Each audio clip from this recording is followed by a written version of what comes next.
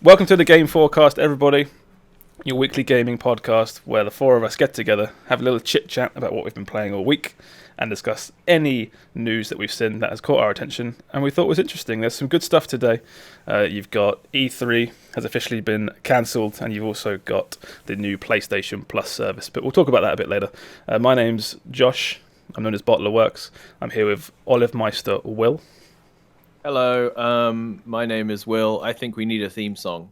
Yeah, I've thought that for a long time. I'm just creatively bankrupt when it comes to theme songs. Steve Quikwix. Hi, I'm Steve, and multiple people have told me they skipped past the Final Fantasy segment because they don't play Final Fantasy games of the last podcast. And you should play Final Fantasy games, I'm just saying. Wow. 7, 8, 7, 9, 6, or 10 are the best ones. And Sammeh. Hi, I'm Sam, and I'm here to kill chaos. Nice. I'm going back. You say a lot of people skip the Final Fantasy, but that was the funniest part of last podcast. I know they said they don't play Final Fantasy. I've had like 3 or 4 people say like, "Oh yeah, I'm glad it was timestamped on YouTube because I skipped past that bit." I'm like, That's what the timestamps are for. Cause, I know, like, but still, Final Fantasy. Play Final Fantasy games, people. Like 7 remake, perfect starting point. But if not, 6, 7 original, 9 or 10, all classic. Good job, whoever used that feature correctly of the last podcast video, because you've had it removed. We're gonna just put Elden Ring under all the segments now. Everything is Elden Ring. It's like a Russian roulette, but with Elden Ring. Now, how you all doing? You all doing good? What have you been playing this week?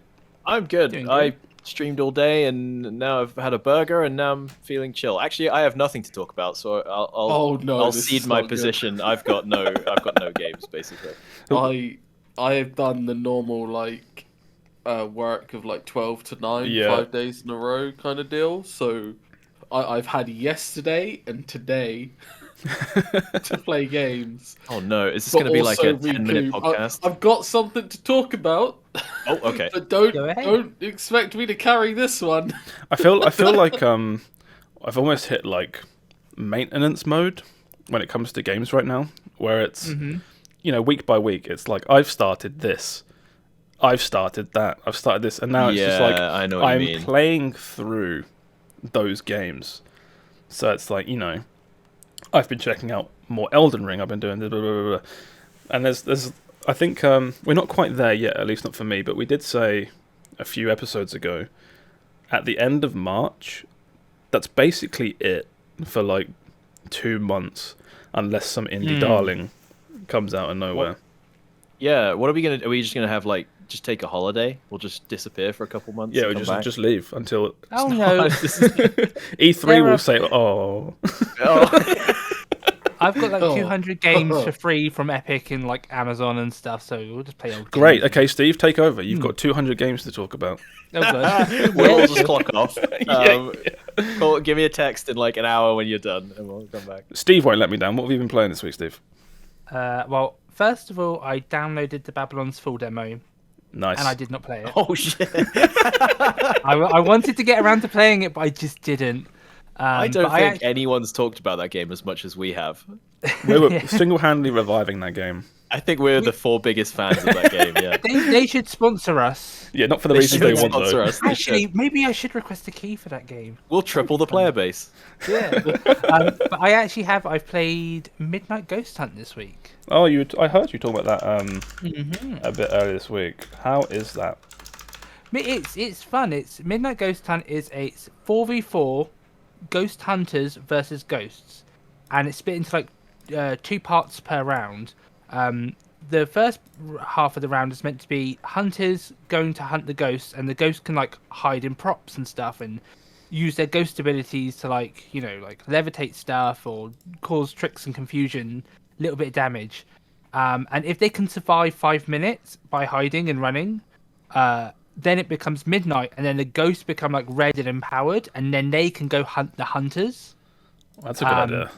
Yeah, there's a lot of it's still early access, and I'm assuming they're going to change some. They already said they're changing some stuff based on feedback, but there's a lot of unique tools, and it's very fun. Although I will say glaring issue with the game is that during the phase 1 where the ghosts are meant to be hiding, you can actually do a lot of damages to ghosts and kill the hunters very quickly. Oh. And in phase 2 where the ghosts are meant to be empowered, the hunters generally, I found, well, I was playing with like a pre-made, so it's a bit hard to say, but we found it best to just camp up in a corner and mow the ghosts down before they can even get close to you. Oh. So it was very fun, but like if they need to work out a way to stop that happening, like it should be phase 1 should be the hunters dominant, not like us all gathering items in a corner, making them levitate so they smack things, and because as a ghost you can smack yourself you can enter a statue, then lunge yourself at a hunter, and that still does like a decent chunk of damage. Is this just like elaborate prop hunt? It's prop hunt meets Dead by Daylight in a way, kind of. But it's meant to be prop hunty, but at the moment, well, the way that we were playing, it wasn't prop hunty at all. Like, because we were being very degenerate with it. What does that even mean?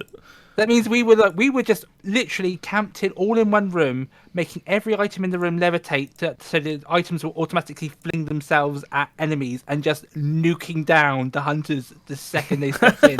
When it's meant to be like, oh, they're chasing you around and you're running away, and no, it sounds like there's like a very specific way they want this game to play, right? And I imagine all the shit that you're doing now, shenanigans, will just get patched out. Probably, right? Hopefully. I was going to say, because the way we were playing is like it's fun for us for like a night, but it's not something that you'd want to do every day. Yeah. Whereas the how they sold the game looks like it's fun. It looks like you could play it for ages, like have lots of fun, like hiding and then attacking as a ghost sort of thing. Yeah.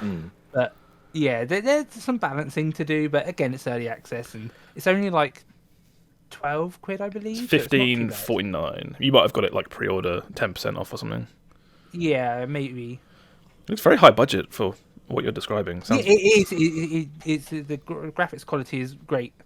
Yeah. Because like you can even like as a ghost like there's an ability called doppelganger where you can literally turn yourself into a hunter, and if they don't know, you can absolutely decimate. I will say that this game also feels like you need to communicate. It's not a game where you can just go in solo and be like, I'm going to go off by myself. No, you need to kind of work together. Oh, that's good though. I like stuff like that. I like stuff like that. Yeah, Left 4 Dead was always more fun. Like games like Left 4 Dead were always more fun when you did the harder difficulties with like a group of 4 that had to communicate, and I always preferred it like that. So and I understand that's not for everyone, because not everyone, likes just random voice with randos. We're quite lucky that we can play with each other. Yeah. Is there lots of content? Is this a bare bones kind of early access? There's like 3 or 4 maps. It's I would say it's a game where if it's intended how they intend it, you can just play and it's very fun. I would actually recommend it, especially because they said they're already planning some changes, because there's like a harpoon gun where you can like literally chain a ghost to you. Where if 4 people are taking that, like they're pretty much stun locked, so they're going to balance that a bit and stuff. Yeah. But yeah, it's a game I would recommend. It's cheap enough that I'm like, you can give it a try, and it's on Steam, so if you don't like it within the first 2 hours, you can refund it. But yeah, it's definitely a game to play. It feels like I don't want to like throw off the fact that obviously you're enjoying it now, but it feels like the kind of game where if it's not busted now, but kind of imbalanced now, the next big patch they do that fixes it or whatever, it'll also be like 20% off or something. Yeah, I feel like it's definitely something.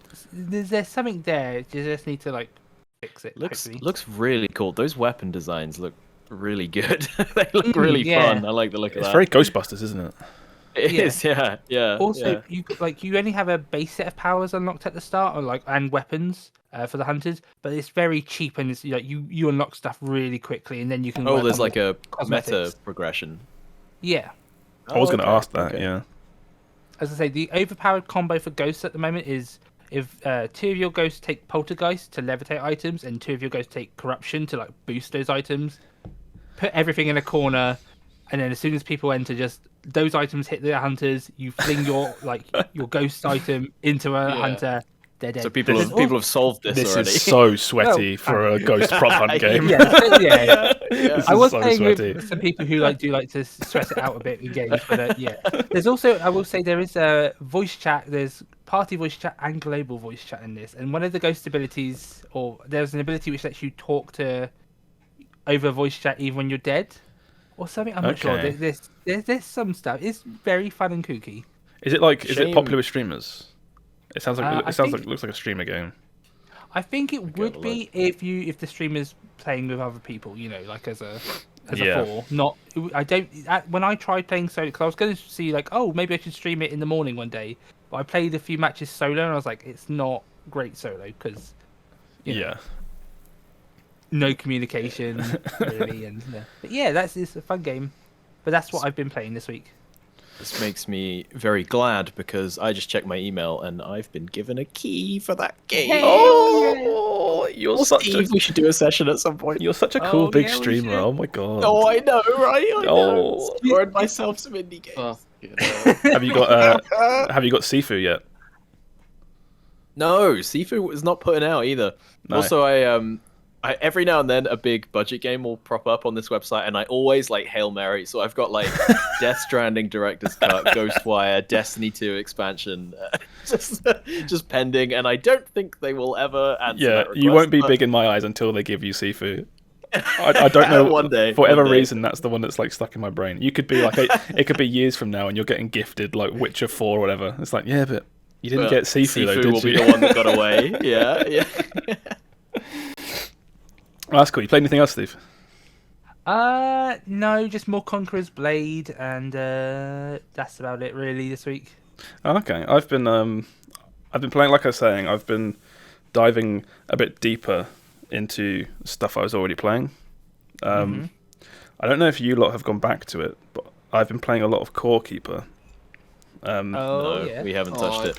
I'm getting badgered to set up another session for Core Keeper. I've been having a lot of fun playing Core Keeper. I had, I think I've done 2 more sessions since I last spoke about it last week, but they've been pretty decent sessions. Yeah. And I think I'm at the point now where I know enough about the game and I've done enough on my own that it would be a lot more fun now in multiplayer. So you all played enough last time to know that there's 3 bosses, right? Mm-hmm. There's more than 3, but yeah. Yeah, so that's also what I was going to say is I've done those 3 bosses, and the world has somewhat opened up a bit more, and it's opened up in a way that it's kind of it's enormous now. If you imagine from where you start, a big circle around it, right? You can't go past that big circle until you kill the 3 bosses, and then it opens up. And there are more bosses outside that. But from what I've seen online, people talking about it, saying these last 3 bosses can be really hard to find. You just have to explore and look for them, which is fine. That's exciting. Nice. But now I'm at the point where it's man, I wish I had 7 people just, scrounging around making this search easier. Oh, okay. Oh, so last week when I came out with my big hot take that I thought 7 people was too many, you're saying I was in the kiddie pool and I didn't even realize, and now 7 is exactly how many people I need. Well, it's a weird thing because I think I'm glad I did what I've done so far on my own, because it really gave me a sense of the progression in Core Keeper. It's the really basic Terraria progression, right? It's go here, get tin, make tin armor. Go here, get iron, make iron armor. It's basic. And now that I think I understand that, I think the idea of a bigger group would make it more fun going forward, because it would make what I'm going to do anyway a lot faster, as opposed to just randomly going around. I do have a few problems with the game. I think I find it really annoying to have to go back to base a lot, and I think there are ways to make that faster. You can build train tracks, and you can use rarer resources to make teleports and stuff. But as a person on their own, I think it's a lot of resources to dedicate just to going home. It's you can spend all the do you know what I mean? You could spend all the time in the world making elaborate train tracks to get to and fro faster, or you could use that time just traveling anyway, like walking. I don't know, yeah, it's like. So what? Just a note on that. What we used to do on our first session was we would find an area and be like, "Oh, okay, we get this resource here," Yeah. and then one of us would start from there, and one of us would start from home, and we would just mine towards each other. So we now just had a straight line to that biome. Well, it's gotten to the point where I've done something similar, where anywhere I need to go to, like I said, because I'm in like the outer reaches of the map now. Yeah. I can straight line it from my base to get to where like the outside of the map, but it's still a really long trip. Yeah. Just to straight line it, and it's little bits like that are a bit annoying, but I'm still having lots of fun. I haven't touched any of the fishing or anything like that, so I've still got that to look at and bits like that. This game is early access still, and it seems like a game that they will probably add to it, hopefully, because there's a lot of potential here for it to become like a big game like Minecraft or Stardew Valley or Terraria or something like that. I think the more I look towards it, the more it is just a different spin on Terraria more than the other ones. And you can expand upon this really easily the same way Terraria did, where it's just when you finish the game, the content ends, but then when there's a new patch, it's like, oh, here's 2 more bosses. That's the next level of progression, you know.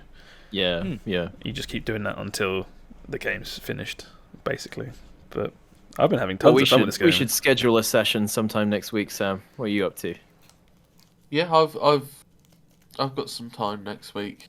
Sick. I've kind of got my bad shifts out of the way at work. So I'm finally opening up some time.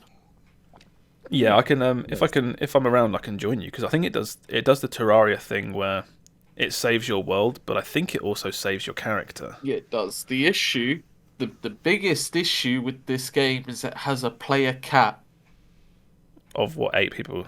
8 people. What was Terraria? Terraria didn't have one. Really? Wait, you could have infinite people in That's Terraria? sick. Well, there were mods. What is that? Or did it just not care? I don't know. I thought there was a limit, but it was like a limit you'd never normally run into. It was the limit was whoever was hosting. Yeah. Because the more people you had, the shittier it got. Terraria was really weird. I remember Terraria, you could because you had your character, and then you could take that character to different worlds, basically. You could go to like servers hosted online of people that had made almost like armor rooms. And it's just like, I've hacked the game. Inside this chest here is the best armor and weapon in the game times infinity. And you could it's really, and you could take your character there and just gear them up and then leave. And you have like a maxed out character. It was really weird, almost like a weird like hacked MMO kind of thing.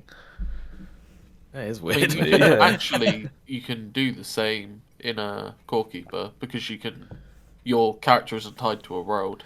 Yeah, so that's what I'm saying. Yeah, so that's what I'm kind of getting at. You could kind of do the same with this. I imagine that will happen at some point when if and when this game gets more popular to warrant people doing that. Because Terraria was stupidly popular, right? Yeah. Terraria. Terraria's a massive game. That was like the original indie darling, wasn't it? Terraria, I feel like. I After don't really Minecraft, know. maybe? I don't know. I think Terraria kind of came out and it had enough content, and it was good, but I don't think it was the like indie darling. I think it was it kept getting free updates over and over again.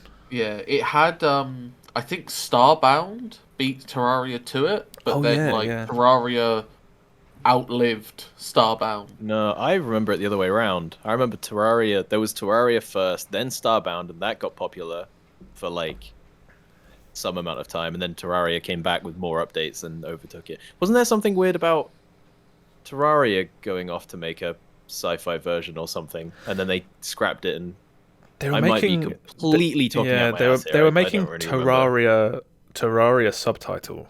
I can't remember what it was. It wasn't called Terraria 2, but they were making something. It was like Terraria Wildlands or something. Someone will know. We've had people start correcting us in the comments now, and I like that. That's what you want, right? I need someone to rein me in. Yeah.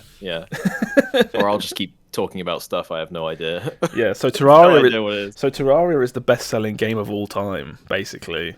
and it competes with Mind Build. That's right? 100% true. No one should correct me in the comments. But what else has anyone been playing this week? So, Will and Sam, you must have done something. Right. Well, I've picked up. This is not going to be very exciting for a lot of people. I've picked up a new idle game.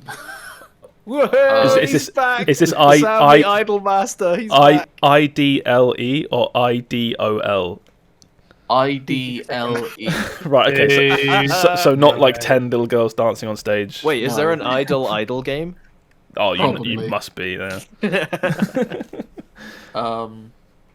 Yeah, it's cool. I mean, I've got it on in the background at the moment because it's an idle game, right? Because this podcast is boring as shit. Thanks, Sam. You literally, the point of the game is you go, right, you're doing that. I'll come back to you in 24 hours. What's it called? It's called Increlution. What a horrible name. It is really hard to say.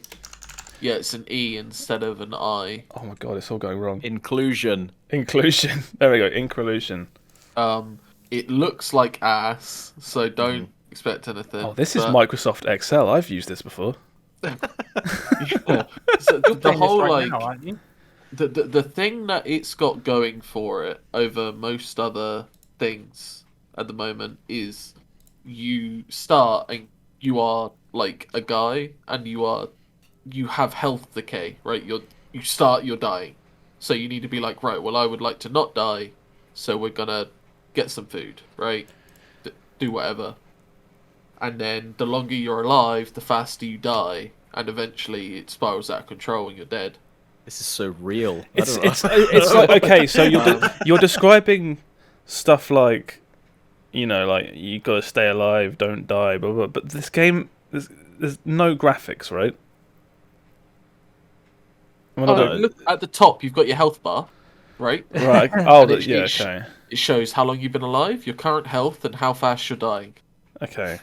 Right. This has Just no three appeal to me numbers. at all. It does not, like, you look at it and then once you've hovered over things, you understand what's going on. But basically, the point is by doing things, you level up skills like RuneScape, for example, and then you get EXP towards that character and EXP towards your account.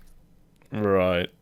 Okay. So you slowly have to basically, like, every future run will be slowly faster because you're leveling up your skills. I want to ask you, because there are like millions of these idle games, right? Oh, there are hundreds. Yeah. What does this one have going for it that others don't, or is this just the one that's currently got your attention? Because so this is what I mean. This one has the like my first character died in 11 minutes. Right. Whereas another idle game or a clicker game, you just leave and let it do its thing, right? And then you come back to it. Oh, it's kind of an idle roguelike. Yeah. Now you speak in my language. Yeah. Okay, roguelike. Okay. Yeah, because idle games normally just go on forever, right? And it's just number get big. Yeah. I mean, numbers still get big, but I've hit this point where it's like there's a story and you have to like progress through. Yeah. And now I've hit this point where what it goes is that you sailed to a new island, and now all those other things that you did, you now can't do because you're on a new island, and my skills aren't high enough to survive at the moment, but I can get there. This is very interesting. I can't.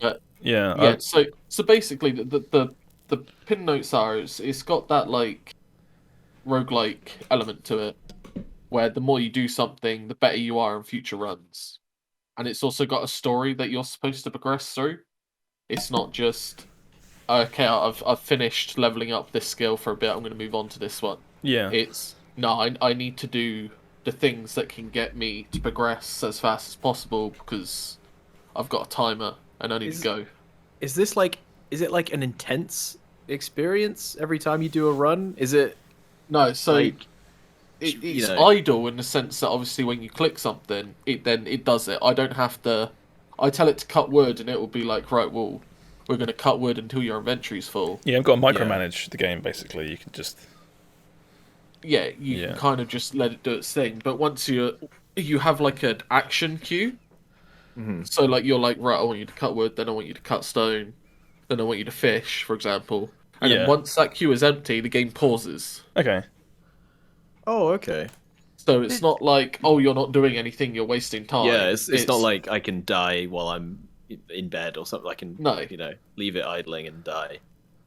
This is such a Sam game. Yeah, I love idle games. I get that, and a lot of people are like, but this looks like ass. Yeah, you're talking about it and describing it now, and I'm like, all the power to you, my man.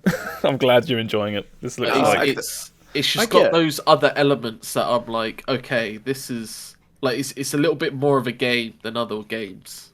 Yeah. I have a purpose. It's no longer number just get big. It's I've died. I want to get further on my next run. Yeah, that's really a really interesting idea. Is a roguelike idle game where you can actually die and like get meta progression that way. Because I like idle games every now and again. I mean, I don't feel like I have time to play an idle game properly, which is a weird thing to say. I know exactly what you mean, but I completely understand. Yeah. Whenever I play idle games, I get obsessed, and then it's all I do, and then I put off like actual responsibilities because I'm like watching my cookie factories, do their thing. I know exactly what you mean. My weird thing with idle games is whenever I play one, like you say, you get really sucked in at the start because they always go so quick at the start, right? Yeah. You're going like a million miles an hour.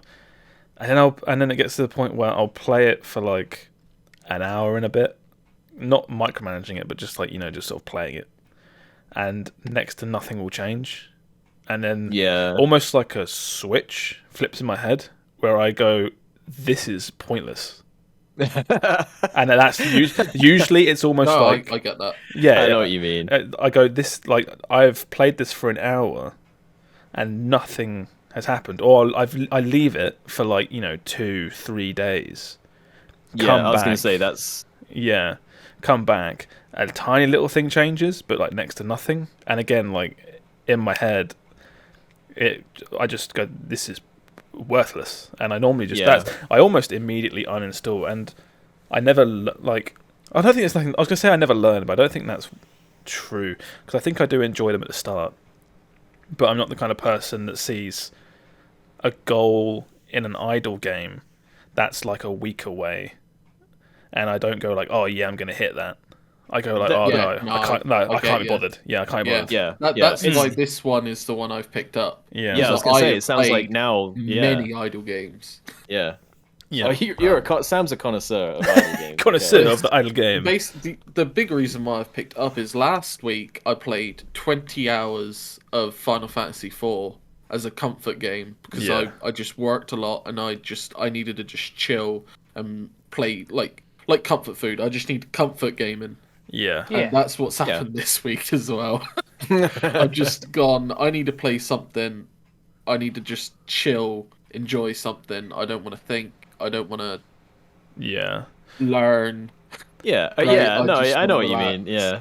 But this sounds like there's enough. It's not like pure idle where it's like you just watch number. Yeah, like you said, it's not just number get bigger. It's you have like mini objectives and meta. Yeah. Purpose. Yeah. You might have sold me on that. I could give that a go. And it's £2. And it's £2. You probably get more at a Vampire Survivor. No, it's £2 and £9. There is a demo actually, not worth it. And that demo lasts quite a while. Like enough for most people that they'll play the demo, and if this game isn't for you, you will find out before the demo kicks you out. I can tell you that. I installed the demo right while Sam was talking about it. It's just spreadsheets though. There's not even any graphic for like your little character. No, I get what you mean, Steve, because I think that's going to be the major turn off for anyone that's like listening to this and not watching. And I made the joke at the start about like Microsoft Excel. It is literally. It is. If you've ever made a game or attempted to make a game in Unity, the default. Will giggled. He knows what's up. The default like UI boxes that it makes you use. It's like that. I think if you don't know idle games, this is probably not the best place to start. But it has a demo. Go play Cookie Clicker. Cookie Clicker is always the best one. If you go on to... Although you have to buy that now, don't you? I think there's still a free mobile web version, isn't there? Maybe. I think Clicker Heroes is another big one. Clicker Heroes, Cookie Clicker. There's a whole... If you go onto like the Google Play Store on your mobile or the iOS store, there are thousands of them. But why would you ever buy an idle game? I don't get. It's a game. It is a game. I would play one for like free, like a browser version, but not. I've played enough to know that some of them are better than other ones, just because they're designed better. Or here's something to think about, right, Steve? Mm-hmm. All the MMOs that we're big MMO players. All four of us, we all enjoy our MMOs. Mm-hmm. What's the difference between an idle game and me grinding mobs in an MMO for 6 or 7 hours? Yeah. I thought idle games you ignore, like you have them running in the background. Not always, yeah. That's the thing, if not always. What's the massive difference between me being 100% focused on this MMO? Well, not even 100%. 20% of my focus being on this MMO versus none of my actual focus. Like input, like there's PvP. There's like, you'll have a character at the end of it. Whereas an idle game, it feels like it's just all nothing. I think some idle games have PvP now as well. Like I said, some of them are very elaborate. What? Also, another thing to add in is because they're idle, you do something else at the same time, so you still get that dopamine of numbers go up while you're watching TV. Well, that's my thing is when I would play MMOs, I would frequently have podcasts or TV that I was mostly paying attention to. Yeah, there's not for me. There's not a huge difference between me doing my dailies in like WoW versus me having an idle game running on my screen and watching TV. Steve, there must be some point, Steve, where you've played an MMO and you've had a Twitch stream or something on the side that has more attention than the MMO that you're playing. I often do that, but I think the difference for me with an MMO is that when you want to pay attention, you can then pay full attention and have like a fully rounded That's fair. game. Yeah, that's fair. I think it depends on what you're looking to get out of a game, right? True. Because you can play some big elaborate story game and have it take your full attention because you want it to, you want to get something out of the story or the game that you're playing, like a game of Counter-Strike, or you're playing The Last of Us for the story or something like that. But there are other games like this that exist, and like you say, doing dailies in WoW or something like that, where you're doing it because you want to play a game, not because you want to like give it your full attention. Well, it's not even that. It's more just. I always thought that idle games were generally free to play. I didn't realise that you'd pay for an idle game. Oh, no. They are... Yeah. But I've never seen one like that. Surely the top end is like a $5. Oh, yeah, like I said... Cookie Clicker is £4. That's the... Yeah. Yeah, a lot of them are, like I was saying, like mobile market. Yeah, I've heard of people like getting them just for Steam achievements and stuff, Well, it is weird, though. Like, why... What is it about idle games that we all assume? Because I'm sort of on board with you, Steve. I was like, I probably wouldn't play an idle game that costs like 30 quid or something. Mm-hmm. But it's like there wouldn't be any more or less work gone into any particular idle game, right? Like that's a really weird thing to think about. Depending on how you like what metrics you follow to determine how to buy a game or not for yourself, you could argue that if you really like idle games, they could be some of the best value for money time-wise. Because you play it for, you pay 2 quid for this or whatever, but if you have it running in the background as, a fun thing to do for literally months, then that's amazing. It's just like, with a lot of mobile games, like especially like some mobile card games, they have like, you got to do these battles a day, but if you don't want to play them, there's like an auto battle feature, where you can kind of skip past just to get your dailies done, or to just like grind mindlessly in the background. Yeah, they all normally have like microtransactions, right? Yeah, and I kind of understand that because it's like, you're getting the boring parts, the grinding part, and then when you want to put some attention into it, you can do. But yeah, just an idle game, I've always thought of them as like, you just have them on the background. Like Cookie Clicker, you can click the button in the middle, or you can just leave it there running. You quickly stop clicking the button in the middle. Yeah. Well, just leave it running. If you've got it running in the background, it can be a really easy way to every so often just literally just get a dopamine hit. Yeah. I think in my mind it's like, is that like... It's like almost running like a bit miner. You know, like is it just like doing something in the background? What is just using PC processing power for nothing? You know, I don't know. I think it's just like try one day. It is fascinating, like when you think about idle games and how they sort of like boil down whole genres into like this is just pure like dopamine, response kind of stuff. This is the most simple form of number get big. Yeah. When I think of idle games, I think of RuneScape as the greatest idle game. I will agree to that. Yeah, RuneScape is 100% the best idle game. Whenever I played it, it was always like I played it as an MMO. It depends on what you want out of RuneScape, because RuneScape is... It's a 99% of it is you not paying attention. You're just doing an action repeatedly over and over. Yeah, you can. RuneScape will need your constant attention in the form of you have to click things, but you don't have to actually be engaged in the game. You can. Is RuneScape just an idle game? That's how I've always viewed it. RuneScape is 100% an idle game, disguised as an MMO. But then it has those MMO bits where it's like, right, we're going to go fight some bosses. But then to people that have done those bosses over and over again, they might even be like, well, yeah, this is like doing dailies. Like, this is an idle. Oh my god. And then is that the end of the line for all these games? Like, wow, they're all just idle games. Oh my god, I'm having a crisis. Well, it's like I said, it's like these games are every so often you press a button and the number gets bigger, right? Yeah. And for any game, like I don't know, like Diablo or Borderlands or any other number get big game, it's a similar thing, just with more elaborate steps, right? It's with an FPS staple to it. Holy shit, Diablo is just cookie clicker. Diablo is just cookie clicker. Why you shouldn't have opened this box? We're gonna get hunted down. They don't want us to know this information. Tell my wife I love her.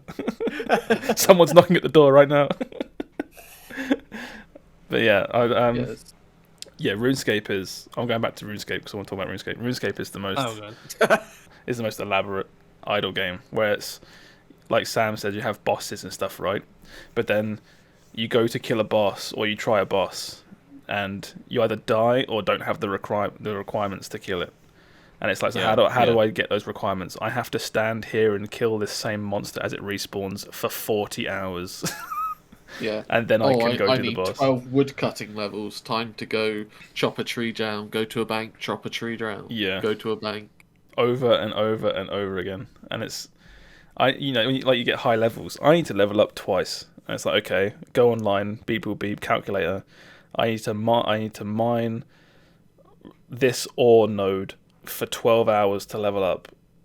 This is an idle game. 100% an idle game. Yeah. Oh, okay. And that's why RuneScape Mobile was the best thing to happen to RuneScape. Yeah. Because you can do it whilst you're on the loo. You closed that like you were closing a TED talk. in conclusion. But we were all on board. You didn't have to convince us. In conclusion. I'm convincing. It's one of those things, Steve, where your perception of it is like, I would say it's completely correct.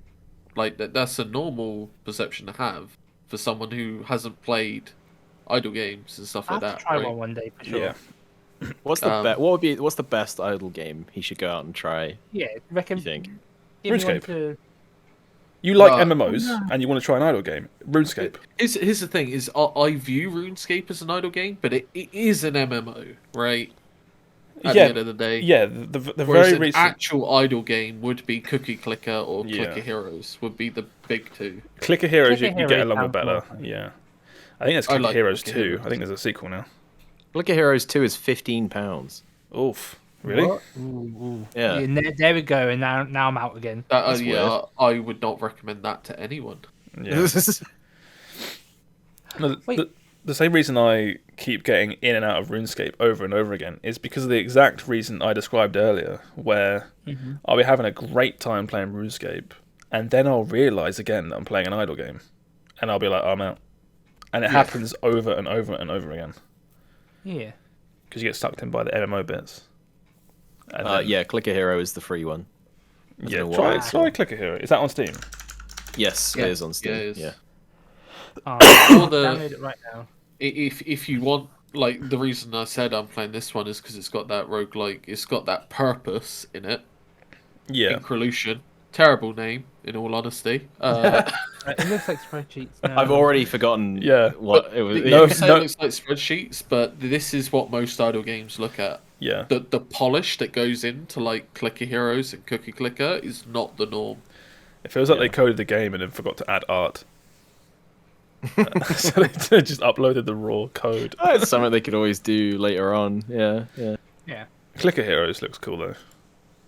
Is Clicker Heroes 2 Having, the one looking where at that trailer, I think I played this. I yeah, actually think most I did people play this at most some people point. have played this. If you've played idle games, Not me. most people have played this, and they've also played Cookie Clicker. Oh fuck me! I just I- opened the I've the never Clicker done. Heroes store page and it says 72 hours played. Yeah, They've already got you. When did that happen? exactly. Though Jeez. that's what it does. Cookie Clicker is if you're okay with like a small investment, Cookie Clicker is £4, and I would argue that's probably one of the better one. That's one of the best ones. I'm I like that clicking away because right it's now. it's very not serious. It feels like it's making fun of At itself. the start, A lot ha of the ha ha ha. time. Well, yeah. Before it gets fucking weird. Yeah. God, Cookie I'm Click- clicking and I can't stop. He's we've in. lost Steve. He's in, Anyway. boys. Thank God Steve got his segment out of the way. Oh yeah, good job. Actually, Good I job. everyone. realised I have one more game. I was going to say, Okay. we got the MMO addict into idle games that involve just repeated clicking. Steve's gone. That's it. now. No. But Yeah, why did we do that? That was like handing him crack. We played Fortnite. Of course. Oh my yeah. God, we did. Yeah, we did. we played Fortnite together. How and did I had fun. forget that? Yeah, We've played a lot of Fortnite. I've played several times. Guys, can we schedule another Fortnite session? Yeah. I can't believe I'm here, but I really enjoyed that. That was so much fun. It's a new game without the building. It's just a decent shooter that's so stupid, and there's no because we play a lot of Hunt Showdown where it's like, oh, you can lose your character and you lose progression. I genuinely think that's it. I think I spend a Yeah. lot of my time playing a super serious, maybe not hardcore, but relentless. Yeah. I don't know what the term is. I know what you mean, though. It's a very depressing place to be, the Hunt universe. And so we jump into Fortnite, and it's like I'm dying, but I'm dying to 3 different shades of Spider-Man on the same team, and it's always funny. I check the kill cam, Yeah. and it's like, oh, fucking Doctor Strange killed me. Sure. Yeah. And now he's dabbing on me. That's hilarious. There's been several times we've been playing where I think I've shouted "Steve, behind you, banana!" And it's just a big banana with a face with an AK attacking Steve. Yeah. One of my favourite ones as well was trying to give the call out to Steve that behind him was Kakashi from Naruto with an assault rifle emerging out of a forest that was on fire. And I was just like, oh, my brain was just scrambled. I was like, Kakashi, near the fire. I've played with several people who are like, oh, Fortnite without building actually sounds fun, and it really is. It's like they've got some good shooting mechanics down. It's not perfect. But sometimes I think the it's shooting it's still feels quite bad for a shooter. Yeah. I was gonna say it's not perfect, but it's there's enough fun mechanics in there that it's oh, you just go in there and have fun and smack Ariana Grande with your hammer. Yeah. And then you get killed yeah. by Master Chief. The biggest gripe was always just being outbuilt because the building. Yeah, you is- shoot one bullet and a guy's built like a 4x4. Yeah, that's the myth, Or- right? Yeah. Yeah. And it's just the fact there's no building. I think I could unironically see this game coming into my rotation over months and months, where it's just oh, they've added some dumb bullshit to Fortnite. I'll play that in the no build mode. Why not for an hour? Because it's fun. I will say one thing that I think needs work is because there's no building.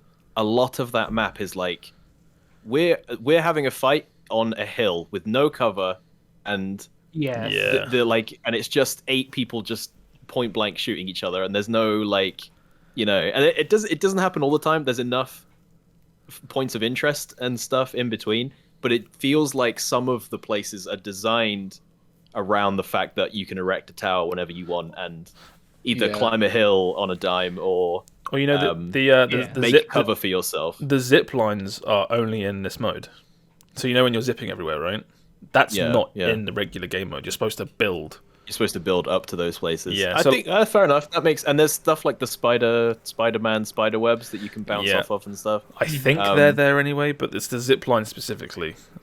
Yeah, Like when you go to, there's a part of the map with a big like zeppelin, and there's zip lines all over it going to and fro it, and that zeppelin is just there in the base game. and it does. And most of the time, it's like that's fine. But we have both caught people and been caught. Like we'll come up a hill, and on the other side of the hill, running like away from us across the field, is like there's a guy over there. He's just running dead, straight line away from us, and it's like we start shooting him, and it's like, what does that guy do? There's no cover, there's no trees. If there is something there, you can just shoot it until it breaks, and then he's got no cover again.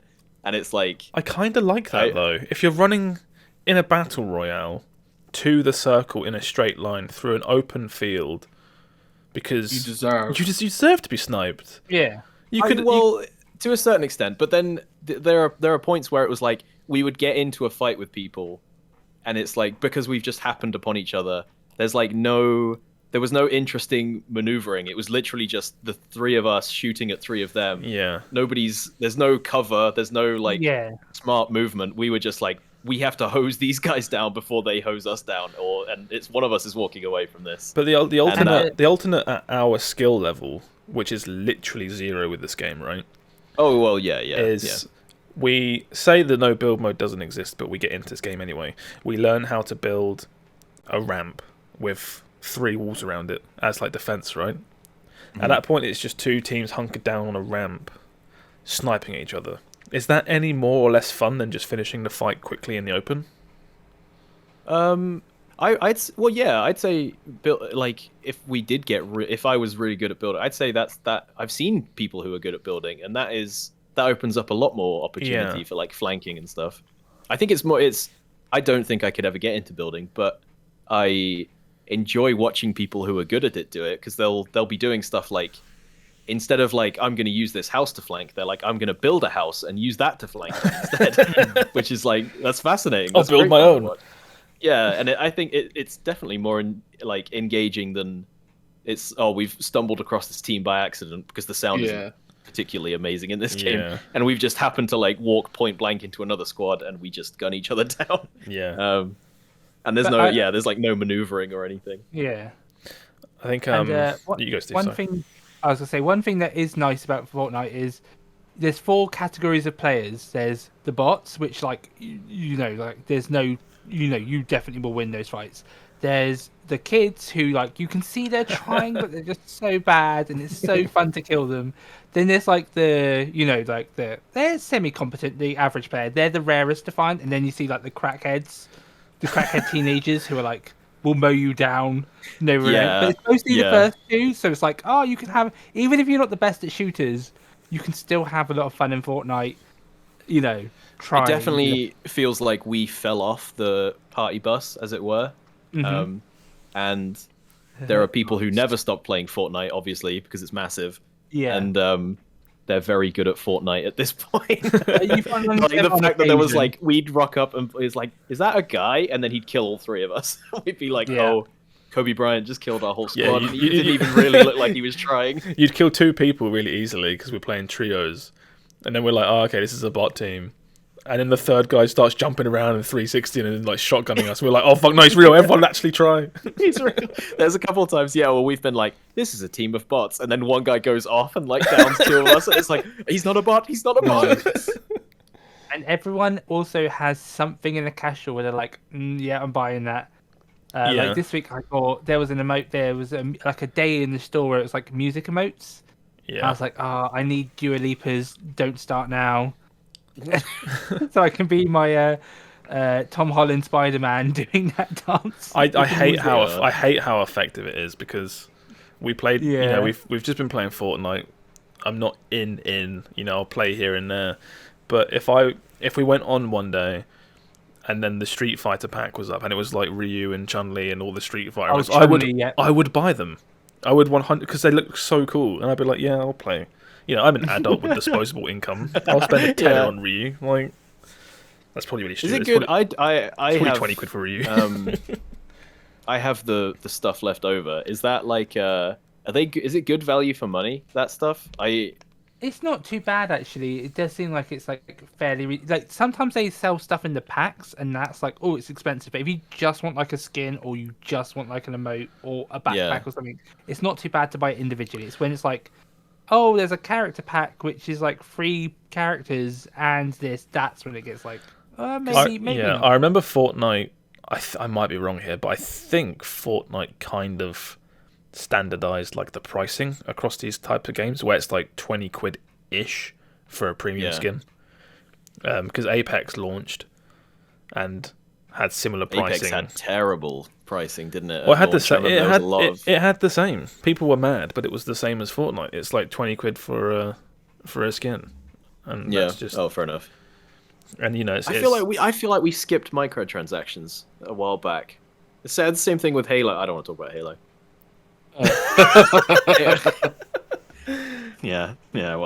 Less said about that. Did you see? There was some Halo news this week. I can't remember what specifically, but people are getting really pissed off how like basically nothing's happening with Halo right now.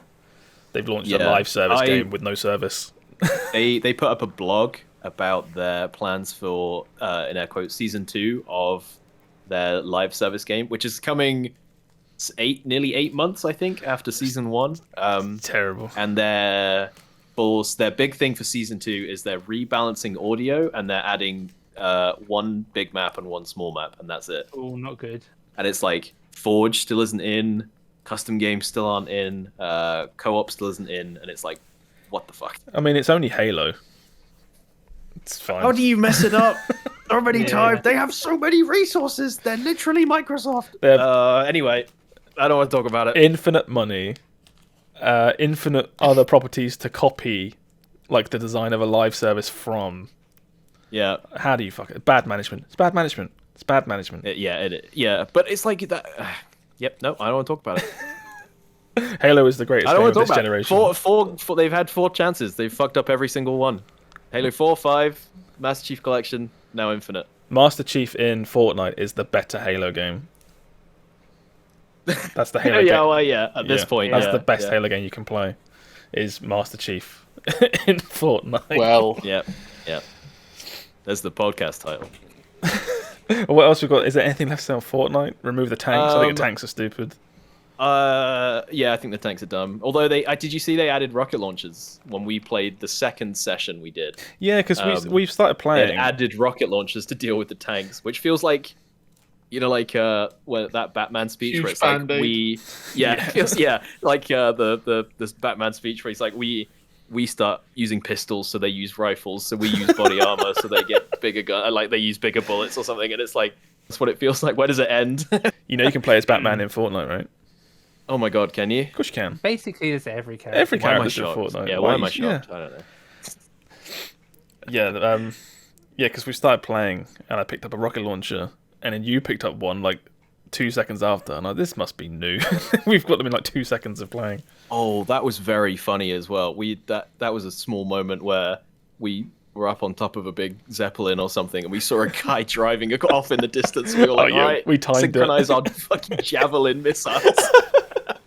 This poor guy just driving to work in his little 4x4 getting javelin by 3 people. In his Ford Fiesta, and all these javelin missiles are raining out of the sky. How could you do that? That was very funny. Sam, you should join us. He's been working. I don't have the time. Poor man's only got time for encryption or whatever it's called. Oh, it is a shame. It would be fun, Sam. If we could get a session. We could definitely get a session at some point. We'll try. I want to play. Do you know? I've not played any Hunt of the new event. Neither have I really. I've played like an hour. I want to. I would like to finish the event. I've not booted it up once since the event's happened. You're not missing much. No, you're not. You're really not. Did you want to talk about this Hunt event and your community day? You had a big day today, Will. Today I celebrated a community day. I got everyone in from the community. Hello, everybody, if you're listening. Thank you for a lovely day. Yeah, Hunt Showdown celebrating its 4 years. Is this tied to an anniversary? I think it is, isn't it? This It is was like This was the new on the screen now. I've put up the new key art, which is fucking sick, by the way. I love this art. Oh my god, yeah. Oh yeah. Well, like the presentation in this game is second to none. Like holy shit, everything they put out is so good looking. But yeah, I don't really want to talk about it. They're having an event. You can go and check it out. You basically play. That's the event. It's a shame because I look at all these other live service games. Like I know Fortnite is kind of incomparable, the amount of resources they have at their disposal. But you look at things like Fortnite or Apex, maybe not Halo. They're struggling more than Hunt is, but and it's like you see all the events they have where they come up with these like new modes or twists on gameplay. Like Fortnite adds tanks, Apex is adding its own new modes, and over here in Hunt Town, we've essentially been playing the same event since Halloween, like 2018 or something, basically just after it launched. Yeah. And it's just literally play Hunt, collect doohickeys on the ground. That's the whole event, and get some skins for it. And the skins are nice, but it must be reaching the point, do you think, where the next event they got to do something different, right? We can't be the only people having this kind of conversation about these events being the same. Even in their live stream thing, like they acknowledge that like people have been saying it's samey. Yeah. I think there is a not small part of the Hunt player base which get annoyed if you mess with Hunt too much, or if because there was an event a little while back where they really pushed the boat out, and they gave you event points for killing there are crow the crow soundtracks. Oh yes, this was Scrapbeak event. The Scrapbeak event, you got points for killing crows on the ground, and that turned into it's something you could do solo, and it's something you could farm. There are crows like everywhere on those maps, and I think a lot of people complained that you ended up not really fighting anyone because everybody was off farming their event points, their bird points, and their crow points. And I think ever since then they've been scared to really do anything that messes with the flow of gameplay too much. Even something like a couple of events ago, you had to kill certain mobs with a certain weapon, and even that was like, that's neat. There's something, just something, just nothing drastic. Just spin it on its head a little bit.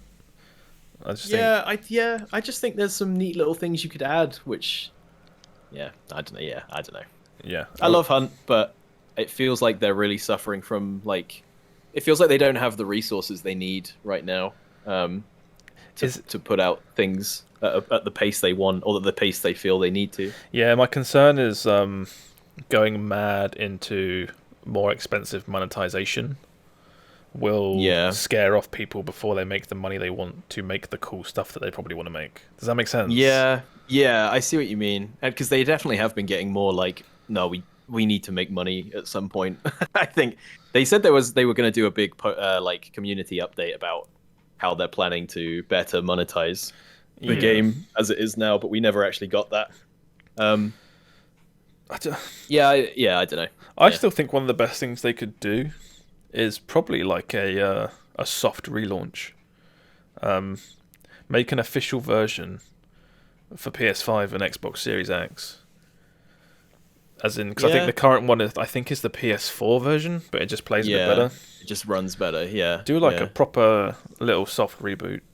Yeah, I have the console people I have spoken to have said, a couple of people have said, we're waiting on a proper next gen version of the game. Yeah, I think that is a good idea. But that's one of those things. I don't think they have the resources for it.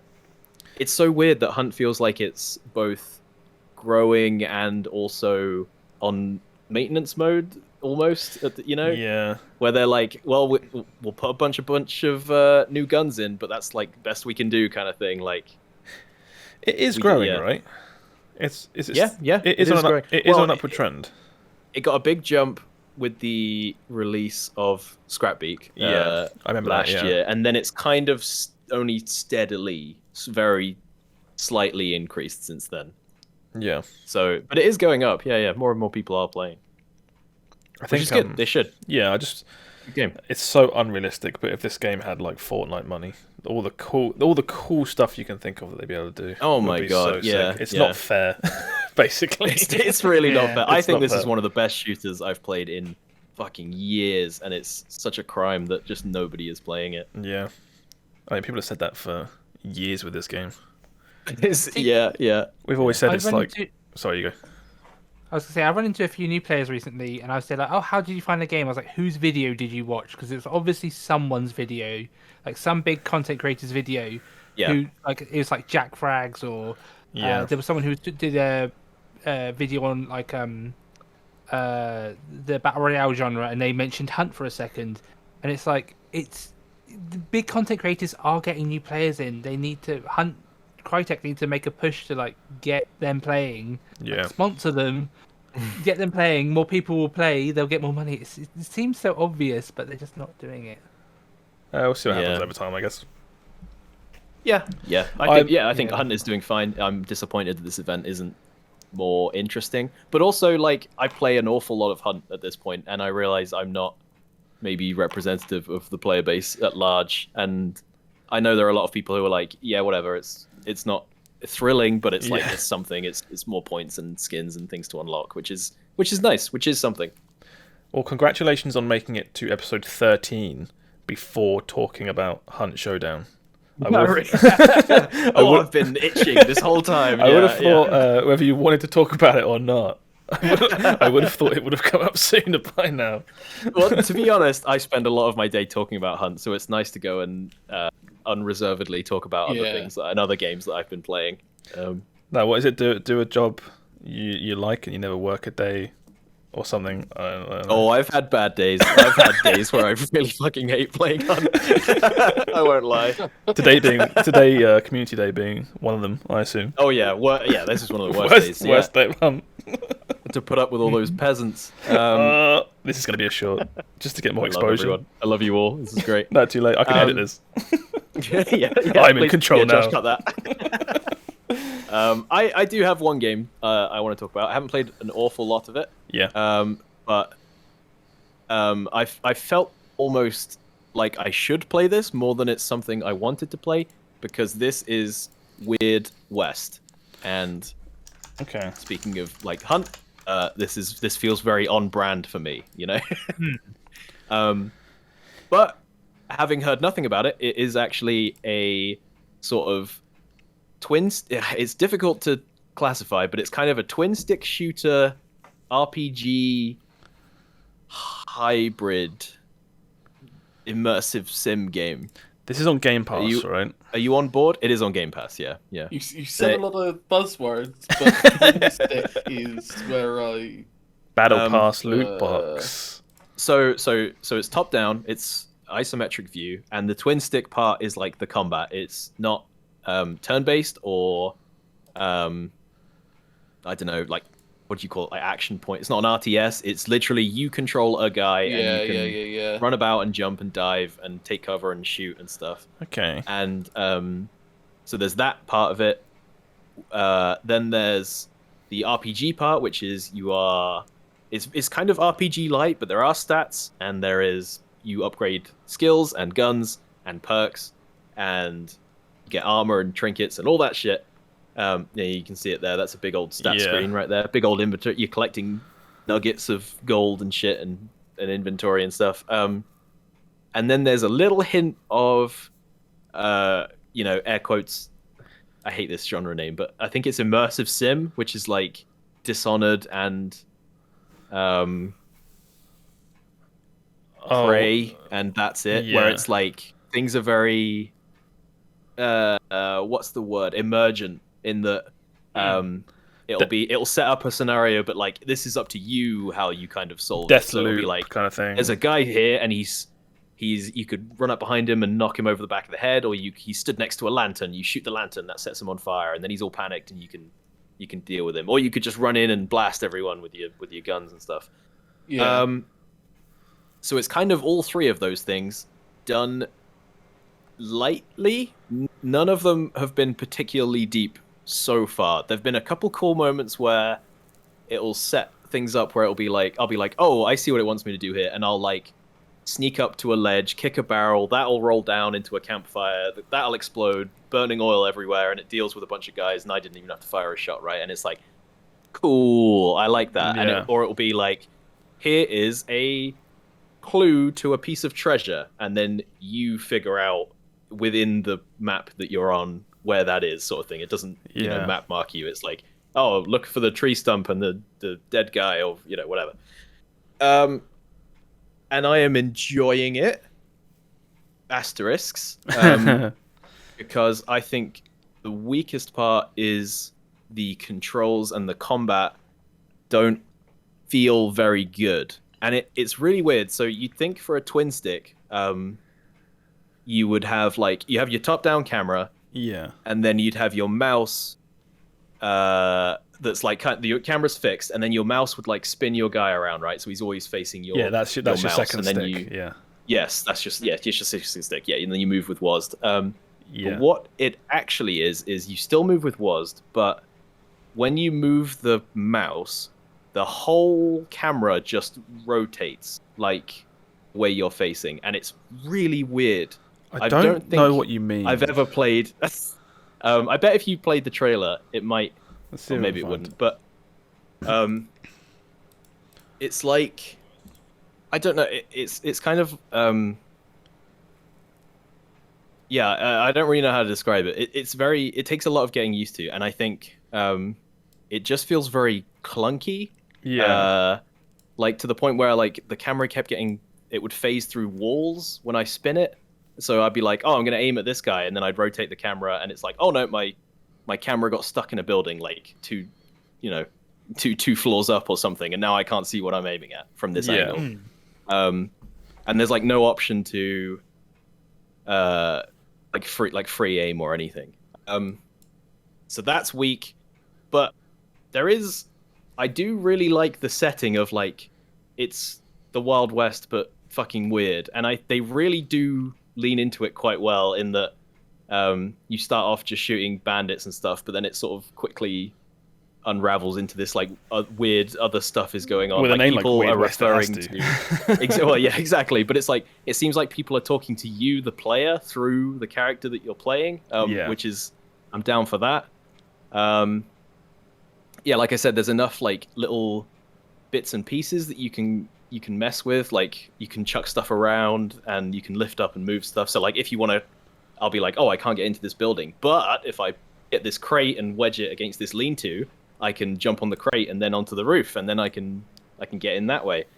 So there is a lot of stuff in there, but I don't feel like anything has been particularly in depth so far. Now I am only about 4 or 5 hours in, but it's all right. It's pretty good. I was just saying. I was just going to check how well. I feel like I'm not.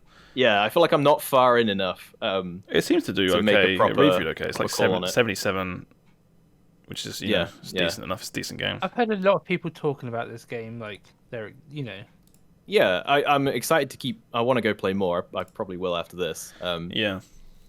And so I'm going to keep playing it. It's definitely not. I haven't bounced off it like I did with I think Tunic. I think we talked about last week. What was the submarine one?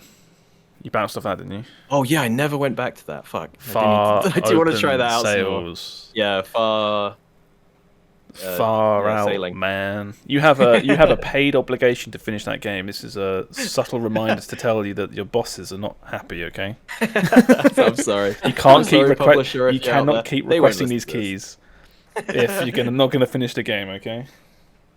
Look, I'm gonna stay honest. Okay, I'm not gonna get bought out by big indie. Oh, this is why I watch you, Olive Meister. You're so true to yourself. Thank you. Yes, it's getting free indie games. It's really that's my passion. Getting free shit. It's a blessing and a curse. Yeah. Yes. My passion is being given free stuff. Yeah, I think that's really all there is to say. It feels like the art style is very cool. The presentation is very nice. The animation is awful. Oh, really? It's like the first. Like when you play an indie game. And it's they have all the bits, but they don't know how to make them work together. So it's your character's legs will be running, and then you'll jump, and they'll just do this like awkward squat, and their legs just yeah, I know what you go. mean. They just go completely like rigid as they sort of sail through the air. It's like that. The art style is very interesting. It looks I haven't got an image here now, but it kind of looks like a Telltale game. It is kind of Telltale, kind of Telltale, kind of Borderlands-y. Yeah, and the UI for the inventory looked very Darkest Dungeon in a way as well. It's kind of all over the place in a cool way, I guess, kind of. Yeah, I think that's the way I'd describe it. Is the art is very interesting and very, very cool, and then sort of when things move, you're like, maybe not quite. Ooh. One thing is really cool is the game is like divided up into maps.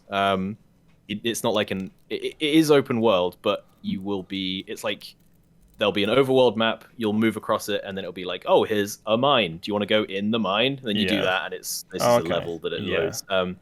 But one really cool touch is that the maps are on an actual like paper map. So as you move to the edge, the level gets like the edge of the level and the world gets like frayed and crumpled as if you're walking off the edge of like a paper map that's Paper Mario, man, on a table. It's cool. Very cool little I really wanted to point that out because I was like, neat. That's really neat. I like that. We can all do more Paper Mario in our lives. It seems like there's multiple characters, and it looks like this story that I'm playing through is gonna cross a bunch of different play styles and things like that. Like I saw later on stuff where someone's playing as like a werewolf that's like all melee based, whereas I've started as the first character it prompted me was a classic kind of gunslinger. I might keep this on the back burner. It sounds really cool. I don't want to start it at the moment, but it sounds cool. It reminds me weirdly of like Fallout, where there's the story in Fallout is whatever, the combat is okay, your mileage may vary, sort of thing. I know there's a lot of people that really like Fallout and its combat, but what I loved most about Fallout was just you would be wandering around in the open world, and then you'd find like a door, and you'd be like, oh hell yeah, what's in here? And then you'd go in and be like, what is it, a cave full of monsters and loot and shit, and then you'd go in, you'd dumpster dive for all the junk, and then you'd craft shit out of it or whatever it was. And it reminds me of that, where I'll be like wandering around the open world on my way to a mission, and it'll be like last night I was on my way back from a bounty hunt that I had done, and it was like, oh, there's a manor house here, you want to go investigate that? And I'm like, sign me up, let's go in. And I went in, and there was a bunch of banshees there that had killed everyone and turned them into zombies, and then half the map was like weirdly ethereal that I could just, so there was like walls that I could just walk through because they were now ghost walls or something. And I was like, this is badass. I like this. I'm going to check this out at some point. It sounds really cool. It's fun. I'm excited to go and play more. I think I'm playing it on Game Pass, so obviously it's very cheap. It's like 30 quid, I think, on Steam, and I think maybe I would say wait for a sale or Game Pass at that. Both of you at the same time. Yeah, 30.99. This game seems like a cool game, but these days, unless I'm like super excited for a game, or it's cheap enough, I'm like, I don't want to pay 30 quid for a game that I might not like when it's probably going to be on Game Pass. Yeah. Well, it's not probably going to be on Game Pass. It is on Game Pass. Oh, is it? Yeah, it is. That's what we're saying. Yeah, you can go play it. Okay, I hate that Game Pass has given us that mentality, though. I mean, but then I would never play this if otherwise, Yeah, if you're not going to pay 31 quid for it anyway, then it being on Game Pass is nothing but good for you. Because otherwise you just wouldn't play it. Right? No, I get that, but I still feel like that's like, I don't know, I don't feel like that's a healthy mentality.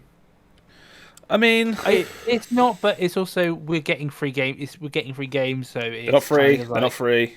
Oh, they're not free, but they're not free on Game Pass. But it's also like Epic and other stuff. Like it's beneficial to us, and I think just now that we've got these viable options, I think game companies need to plan ahead for that. I think it depends. If by me playing it on Weird West, it proves to like whoever it is, Microsoft or whoever, like investing in these companies and giving them money to get their game onto Game Pass. If they're like, okay, good, yeah, okay, that was a good investment, right? We'll buy more indie titles to put on our service and give them the funding they need, sort of thing.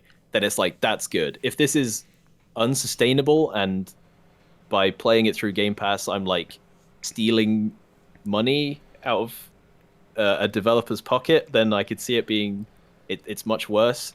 I do think it's funny how the discussion around games now is like, we have all these games where we're like, oh yeah, not sure, it's good, don't know if I'll finish it, sort of thing. But we're always like, but it's £1 and it's on Game Pass, so why would you not play it, sort of thing, you know? Yeah. Like, Yeah, as long as the game devs are compensated well enough for their work being distributed on Game Pass, Which then I assume they must be. well, they might. Yeah, I assume so as well. I still don't see how. I like they're selling this at £30, for instance, right? Yeah, I paid £1 for Game Pass. That means, as long as as well as playing a bunch of other stuff, right? But yeah.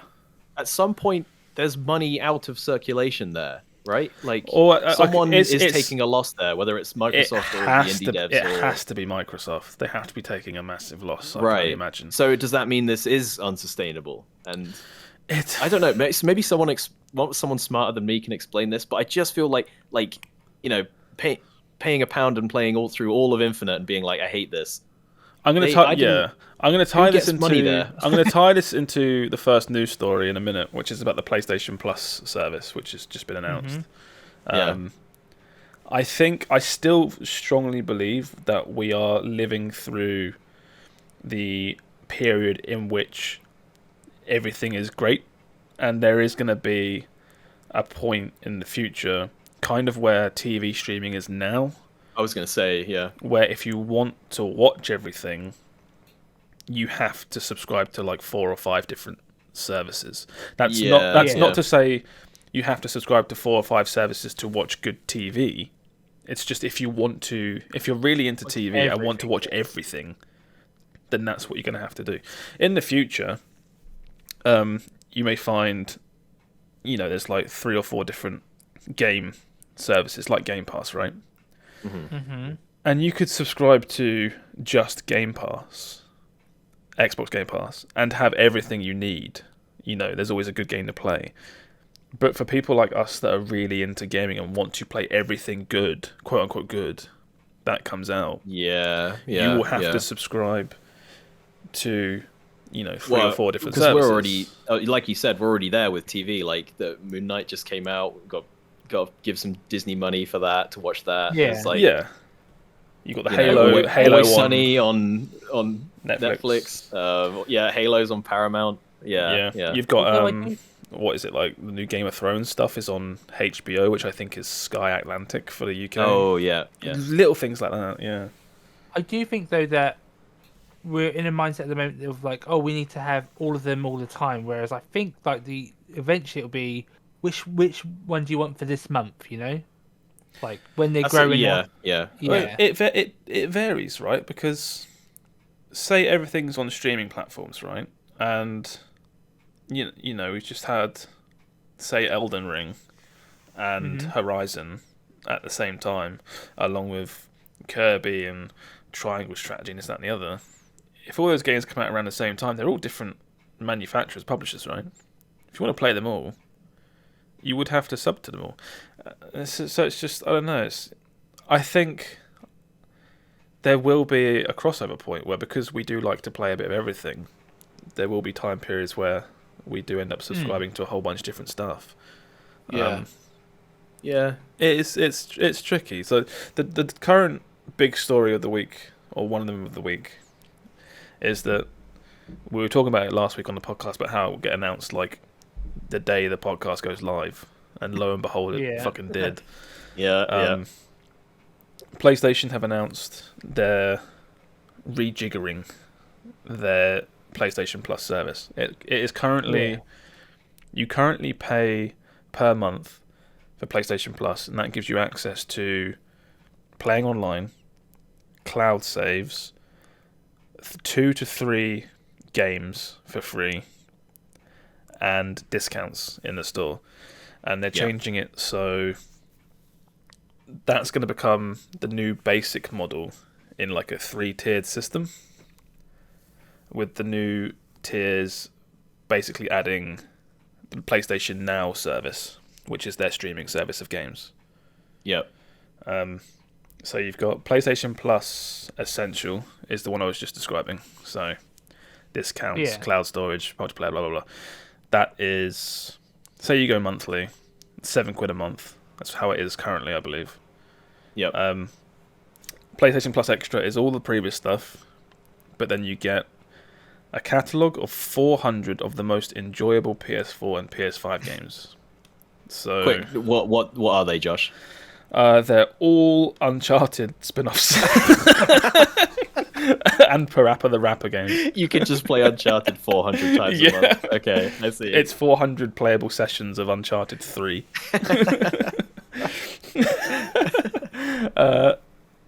So that's that. And then the premium one is PSP, PS2, PS1, and PS3 games. And that is £13.50 a month, which is a lot of money. Whether or not you need access to like PSP and PS2 games all the time is like debatable. I don't know. What do you lot think of this? It's weird to me that it's very strange that they've split it into like 3, and middle tier is like, we're going to give you 400 games, and it's like, okay, and then the next one is like, this is more money, and we're going to give you an extra 300 games, and it's like, why? What is the point in that? Yeah, I think it's because a lot of PS3 games aren't like lost, but it's in that weird state where they're not. They run on that cell processing. They run or on whatever. they run the cell process, and they're not retro games, but like PS3 is quite old now, right? Yeah. And certain games back there are kind of just stuck to that platform. They're at the point like the N64 and PlayStation were a little while back, where it's not old enough to be charming, and it looks like garbage. It's not like new enough to be fun to play. Yeah. But the biggest disappointment I've heard from a lot of people is the PS3 games are like cloud streamed as opposed to being native downloads. So you can't. So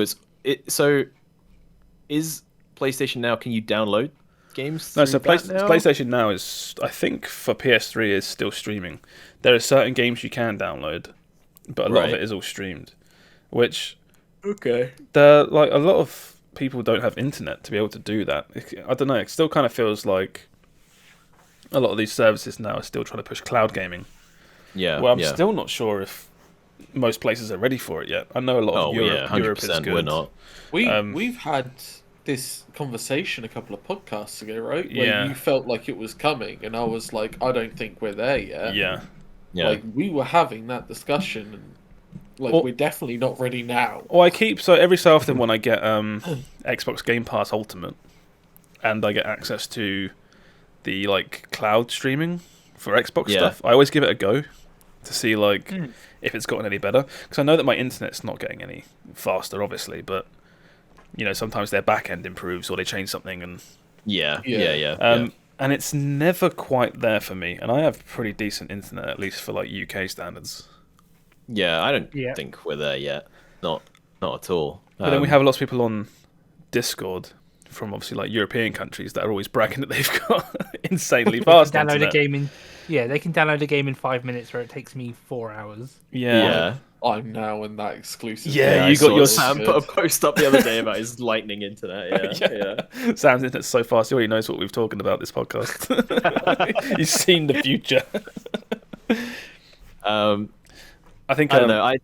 My opinion on this is much the same as it was last week, where it's like, until I know the games, it doesn't mean anything. They can say 400 of their best games, but it's like, what is that? What does that mean? Like, because I know there's a lot of shitty PlayStation, like anything. There's a lot of shitty PlayStation games out there. My takeaway was the fact that they don't do day one access to their new games That was that's a massive downside for me personally, because that's why I would subscribe to a service like this. I think that's just another case of when we talked about how Microsoft and Sony are just not on. They're not even competing in the same league. Yeah, one is worth 100 times more than the other one. Yeah, it's completely unfeasible for Sony to put God of War Ragnarok or whatever it is day one on their service, where people are going to pay eight quid, play all the way through it, and then never sub again. It's like it makes no sense for them. It's a completely different kind of model they're going after. Yeah, but it's like, but if you're throwing your hat in the ring, that's what you're competing against, whether you like it or not, and that's whether it's fair or not to compare Microsoft to Xbox. That's what's going to happen. PlayStation to Xbox. Time, if they're putting forward a sustainable model, it may not be on the same scale, and we'll always look at Xbox and go, well, that's better. But at the end of the day, if PlayStation are making money and Xbox aren't, something has to give at some point, right? Something has to happen. We've got to see something at some point. Well, that's the scary point, in that Xbox gets such a massive market lead and buys up so many studios, and then big evil exec man says, right, hit the fucking switch, and then subscription prices jump to 30 quid a month. It's like, what are you going to do? You can't play them elsewhere. Yeah, you will subscribe. Although I do think I saw something about the US government keeping an eye on the Blizzard Microsoft acquisition, because they're like, that is a bit too, I think that went through, recently. Yeah, I'm not sure, but I saw something about that, and I was like, ooh, it's good that they've got an eye on it at least, Well, there's a thing, I can't remember what it's called, but there's a thing about not being able to dominate too much in your industry, which is complete bullshit, because it happens anyway. Just just Microsoft buying Activision Blizzard is the fucking biggest red flag ever, but whatever. we'll let that roll, I guess. Disney buying this, that, and the other again is also Disney was going to buy Fox, right, to get X-Men back or something. That was did. One of the ones they were talking buy about. Fox, didn't they? Oh, did they? Oh my god, I'm so far behind. Disney I can't wait for X-Men series. Disney have Fox, Disney have Marvel, Disney have Star Wars, they have Simpsons. The big mouse, he owns everything. He owns everything. It's fucking scary. I think for this PlayStation Plus thing, one of the big problems was a lot of the media spun it as PlayStation are getting ready to reveal their Xbox Game Pass answer. They're here's their, and it's not. It's just smart consolidation of services from absolutely. them. Yeah. And then this is a good, because we this subscription model is not going away. This is the thing now. Yeah. And so it's lay the groundwork now. It might not be that impressive right now, but if it becomes feasible in the future for them to make bigger moves, to get more stuff on their service, then it's already there, ready to go. Yeah. Well, the subscription model, it's really lucrative for businesses, because it's consistent revenue, right? You can say, we have this many subscribers currently, we had this many last month and the month before, blah blah blah blah blah. You can make models to basically accurately predict how much money you're going to make the following month, which you can then pass on to shareholders and this, that, and the other, as opposed to we've got a game coming out in 4 months, we're spending this much on it, we hope that it sells this much, but we don't know because the game's not finished, blah blah blah blah. Yeah. And it could review poorly, be shit, and nobody buys it. Yeah. And I think that's we talked about someone is losing out here, right? But also, like you said, it's guaranteed income. So maybe that's when Microsoft looks to put more, throw funding behind indie games or put more stuff on their platform. They're like, well, we've already forecasted this out for the next 3 years. This is how roughly many subscribers we expect to be. We can afford to give this tiny indie studio 50 grand to put you can make a budget thing on our platform. We could eat that easy, and even might not pay it back in dividends, but if we do enough and we get enough small wins on our platform, then people are going to stick with our subscription. And it's I feel like it's almost like exponential growth, right? Because eventually you're going to be riding a wave where it's just everything new and upcoming is going to be on Game Pass, because that's where these games go, because they keep throwing money at these companies. Yeah. And because they throw money at these companies, everyone subscribes, and blah, blah, blah. It's just like a feedback loop. Yeah. So, it's interesting stuff, though. It's fun. Yeah. I know there's a lot of doom and gloom about this subscription model, but, like, I have played so many games this year that I just would... Weird West or something. I would never have forked out 30 quid to play that. That's because we're in this weird period where it's £1. Yeah. Yeah. And that will end. That will end. It already looks like it's trying to end constantly. If Josh didn't keep fucking cheesing it, whatever he's doing. But like, while we're here, I'm enjoying this ride so far. Absolutely. That's just what I don't understand. I don't understand how, like, imagine if there was a competitor for Netflix and they were like, yeah, our subscription model is £1 a month. You would look at it and go, how are you doing that? And it gets all, like, the brand new movies day one and stuff, and it's like, how? Yeah. Like, I'm just waiting. I'm just waiting. It's taking longer than I thought it would. I thought it would have happened by now. Maybe enough people have just been, like, leaving their subscription going, and people don't realise that they're like, oh, we're actually making over what we've, that we can. Well, we should look up numbers, shouldn't we? Well, that would have been a responsible podcast thing to do. One of the big benefits to subscription models is the fact that because it's such a quote-unquote tiny amount, it's less than a tenner, people do keep it on. You have your Netflix, you have your Xbox Game Pass, you have your Spotify. It takes up about, I don't know, less than somewhere between £20 to £30 a month, and that is your monthly entertainment tax.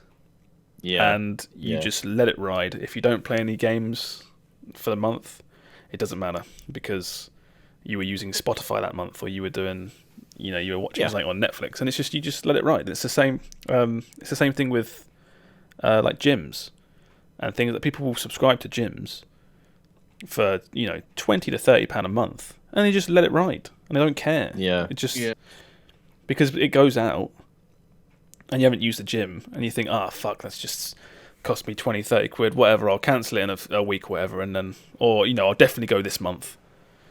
And then it just perpetuates. It just keeps going and going. What's the gaming equivalent of that? Is it? I still haven't played Firewatch. I think that's the gaming equivalent.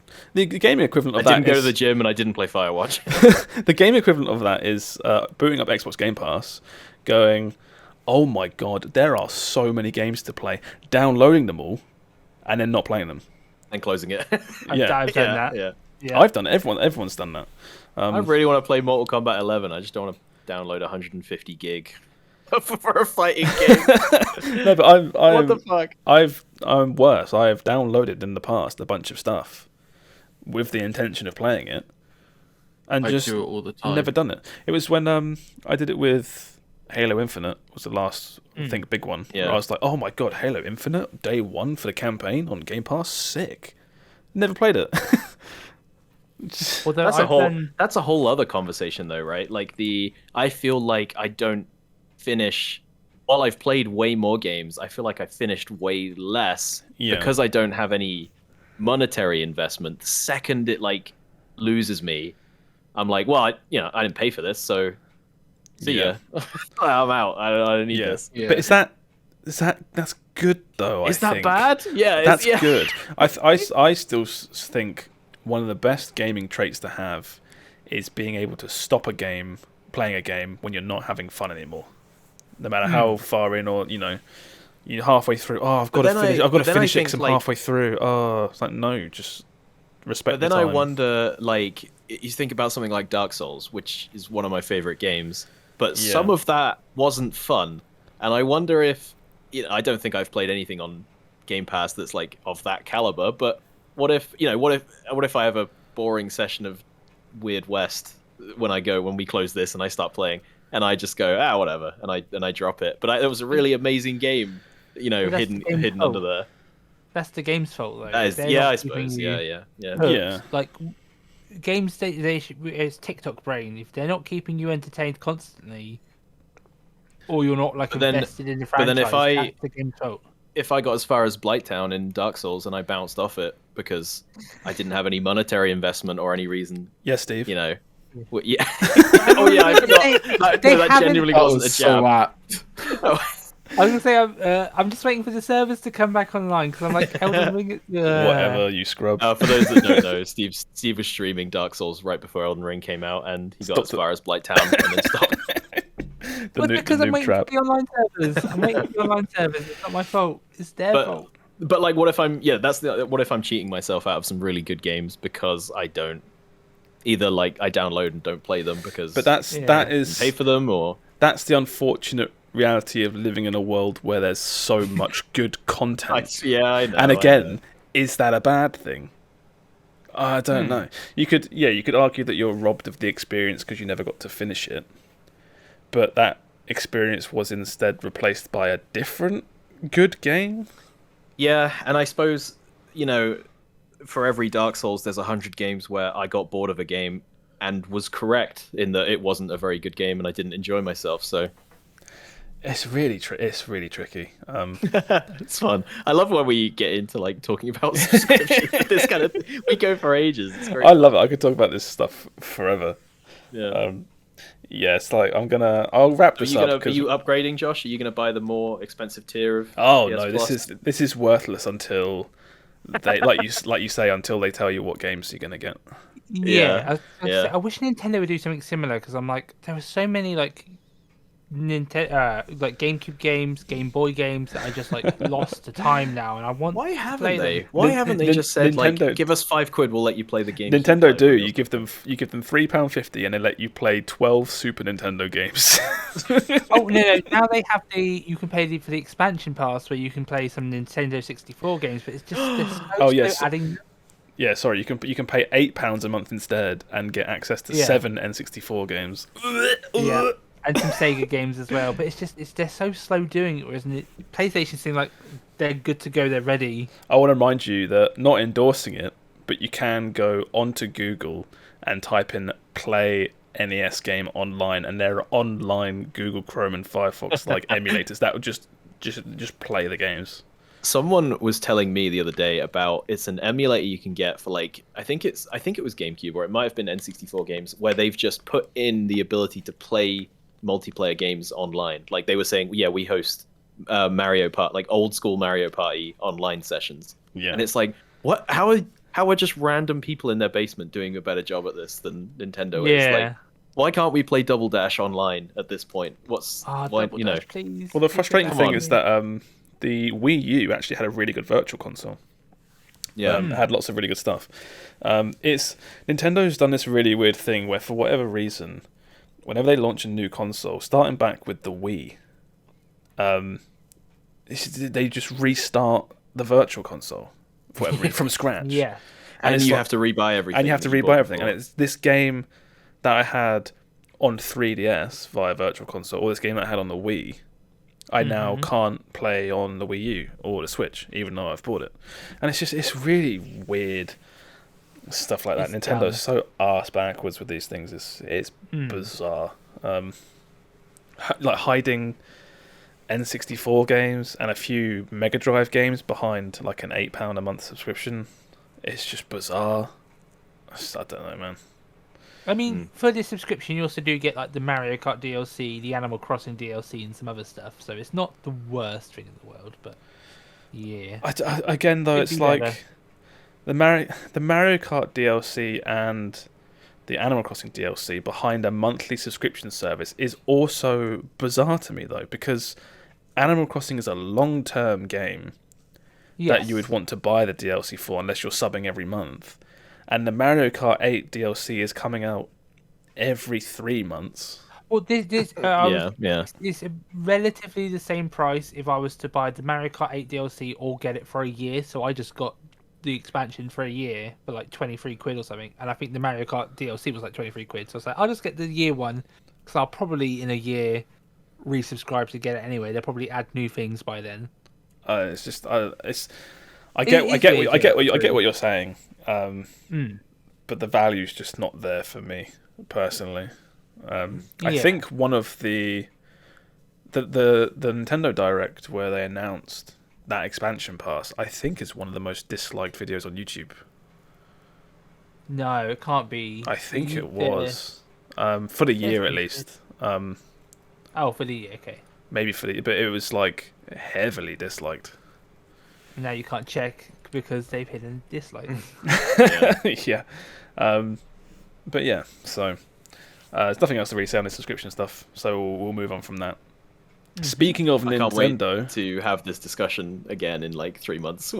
yeah, when you get something else has changed or something. Oh, yeah, some other you mean drastic next shift. week when they put out a post like an hour after we finish. Yeah, Nintendo's going to announce its own streaming service. Yeah. Yeah, it costs £15 a month, and you get Game Boy games.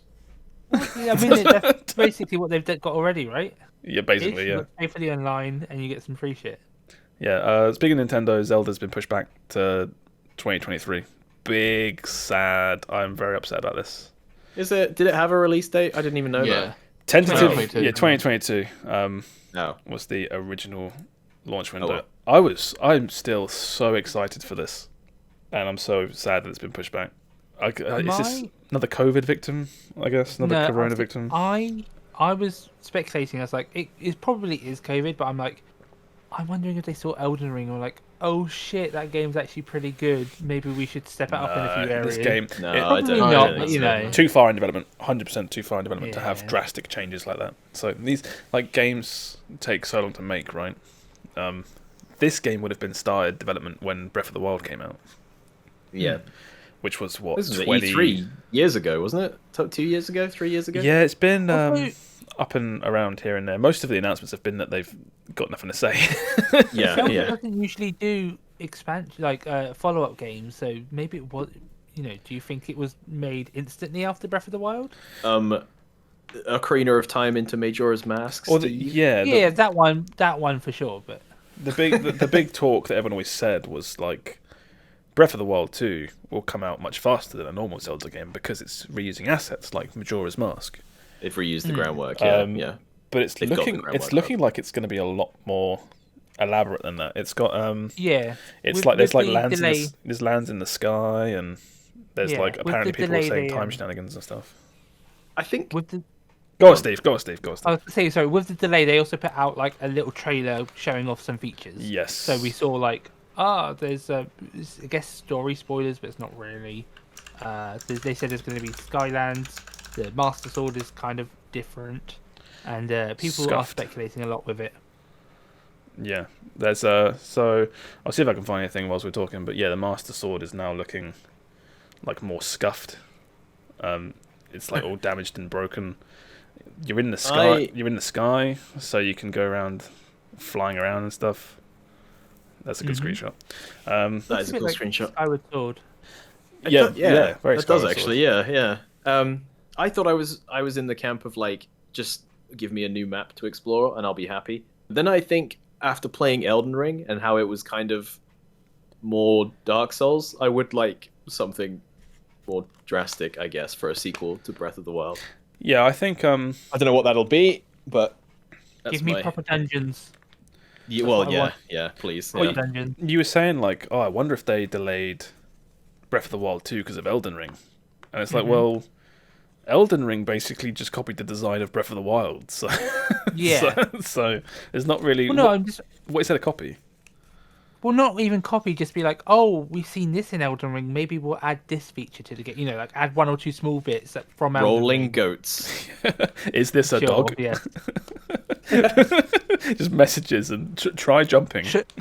Try finger butthole. Try finger Yeah, butthole. that's it. Yeah, that's what they're missing. Behind a big Goron. Yeah, I'm sad this is getting pushed back, but hopefully, what's that thing Miyamoto says? Bad game, bad forever. Good day, good game. Delayed game, good. Yep. Yeah, you nailed it. I think word for word that was. Yeah. I bet I could type in Miyamoto quote and find it. It'll be there. You go. A delayed game is eventually good, but a rushed game is forever bad. True. I've seen That's a very Nintendo way of looking at things, right? In the age of like live service, games. That's a very Yeah. analog way of thinking. He's Yeah. not wrong. Like, he's not wrong, but I think there's a lot of games that have come out that Yeah. were bad and are now good. I've seen so many for spins the- of that one where it's like it's all like cropped out and it's like game good, rushed game bad. For all the like negatives of Nintendo, that's one good thing is that they are fully willing to delay a game until it's ready. Yeah. Yeah. Oh yeah. Well, yeah. Of course. Right, so move on from that. We've also got the other big one this week is E3 is dead in terms of 2022. This is another big sad. Lots of sad news this week because I'm kind of sad at this. Yeah. I'm sad. Yeah, that's some of my fondest memories was getting all of us together in a Discord call and watching those conferences and goofing off at like all the awkward moments and funny developer memes and stuff of people coming out on stage and talking about their game. The guy who got excited about Peggle, that was great. Like Peggle 2. I'm gonna miss it. The Japanese woman who was like doing the dance, I'm not sure. Can't remember. She was like in Was a that horror was game? that about Ghostwire Tokyo? It's spooky. Something. Yeah, that's the right? ghost. That's the Ghostwire lady It was Ghostwire who Tokyo. no yeah. no longer works for that company. The Oh, does she old not? Has her own game studio now. the old good Ubisoft for her. conferences with Aisha Tyler. She was great. Oh yeah, Yeah. where she stand there like 8 foot tall in high heels. Yeah, Yeah. yeah. With Those conferences perfectly rode the line between like I can't look away and also I can't bear to watch at the same time. You know what I mean? Yeah. Like, it's the perfect combination of cringe and satire. yes, Where it's yeah, like it was. it's it really was. cringy, but you can kind of see it maybe not being real. What's the guy from Community that used to do all the Ubisoft ones? Oh, The main. oh, not Joel McHale. Joel Is it McHale. Yeah, Joel McHale. I thought he did like a Game Awards once or something. I remember He's done that. a few. I don't know how to spell his name, so I'm just going to wing this. Oh, I did it right. Yeah, Joel McHale. He did. I think was it Ubisoft. Yeah, Ubisoft press conference 2010. Oh, He did. I don't. That was before. I don't even. He remember must that have one. done more recent ones than that. Am Yeah. I old? What the fuck? He's been around Think you are. gaming. I don't know. Yeah. Yeah. Anyway.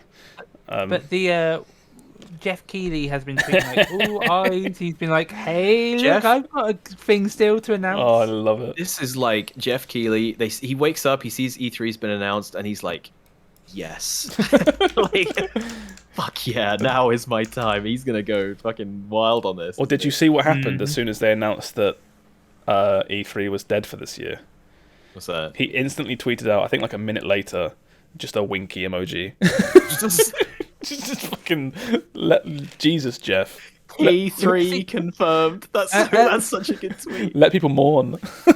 Earlier in the week, I said I feel like it was Will Smith who cancelled E3 because he was still out there, Yeah, that's ready to prolific. slap Yeah, people at live events. Yeah, he's but that now I'm large. like, did Geoff Keighley maybe like sabotage E3? Geoff Keighley slapped E3.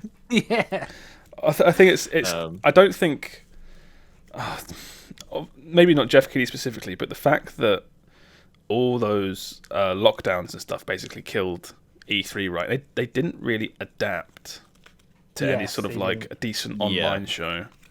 Yeah. I feel like for the most part, for a long time, E3's been kind of propped up anyway by like Nintendo Directs and stuff. Mm-hmm. You know, the big show presence. I don't know about that. No. I feel like they never really figured out whether it was a trade show for industry people or a public Yeah. show for public people, because it was like they tried to do both and both and everyone hated it because of it. 'Cause it was Yeah. like people couldn't get interviews and things because it was people demoing games to the public. The public had to wait in line for hours and hours and hours to see a demo for a game that probably wasn't ever going to come out anyway. And it's like, I don't know whether like they couldn't sustain just being a public event or an industry event, and they felt like they had to do both. Maybe they were just trying to bite off more than they could chew or something. But yeah. Also, it's It's also like in the age that we currently live in, is there any reason people should have to stand in line for 2 hours to play a demo? Realistically. No. Yeah, I was gonna say. These yeah. days, people Hype aside. download on Steam. Like there was a Yeah. big thing the last week or a couple weeks ago where people were downloading demos. Like, let people just have the demos. Like, they might get data mined. Well, that's my argument. Is that you don't you don't need you don't need to stand in line to play. I don't know. Anymore. I think there's still. There's something novel about it. There's definitely something novel. Yeah, there's something. I remember the last time, like, this is dating me a crazy amount, but like we went to like, I think it was like one of the Rezzed in London's or something. Hell yeah, I was there. Yeah, it was. But I think I went to me and my buddy Connor, and we went to a private demo of Watch Dogs. The very first Watch Dogs game, and it was a guy doing like a guided playthrough of a level in Watch Dogs, and it was like, I mean, that game came out and it wasn't anything like they showed us in the demo, so I'm pretty sure that was all smoke and mirrors. But being in that room and then being like, look at all, it's all these civilians, and you can see that this guy, I don't know, but buys and sells stock or on the internet or something, and I remember being in that room and being like, this is fun. This is so cool. This guy's like demoing it. And it's like, I miss that. That is a shame that wouldn't happen anymore. That was as like before you were an influencer, or great word. But now think of now. Now I could go get private interviews and things. But now that sort of like presentation is really, because there's so many more influencers now, especially with Twitch blowing up since COVID, that I've heard it'll be big. It would probably be only beneficial now to get influencers and media people in who can then spread the word further. Like, friends of friends aren't cutting it anymore. Like, the game industry has grown. What about me, Steve? I suppose. I want to play video game. Am I not allowed? You are gaming media now. We all should get press passes. I think that's the logical outcome to this conversation. Is that basically Geoff Keighley needs to slide into my DMs and hit me up for Game Geoff Fest. Keighley, if Ubisoft needs a presenter, I am available. I will be available. Well, no. I've really got nothing going on. We'll see if we're free. Sorry, you'll be hard to get. How about ignore all of these scrubs? I'm the one in charge here.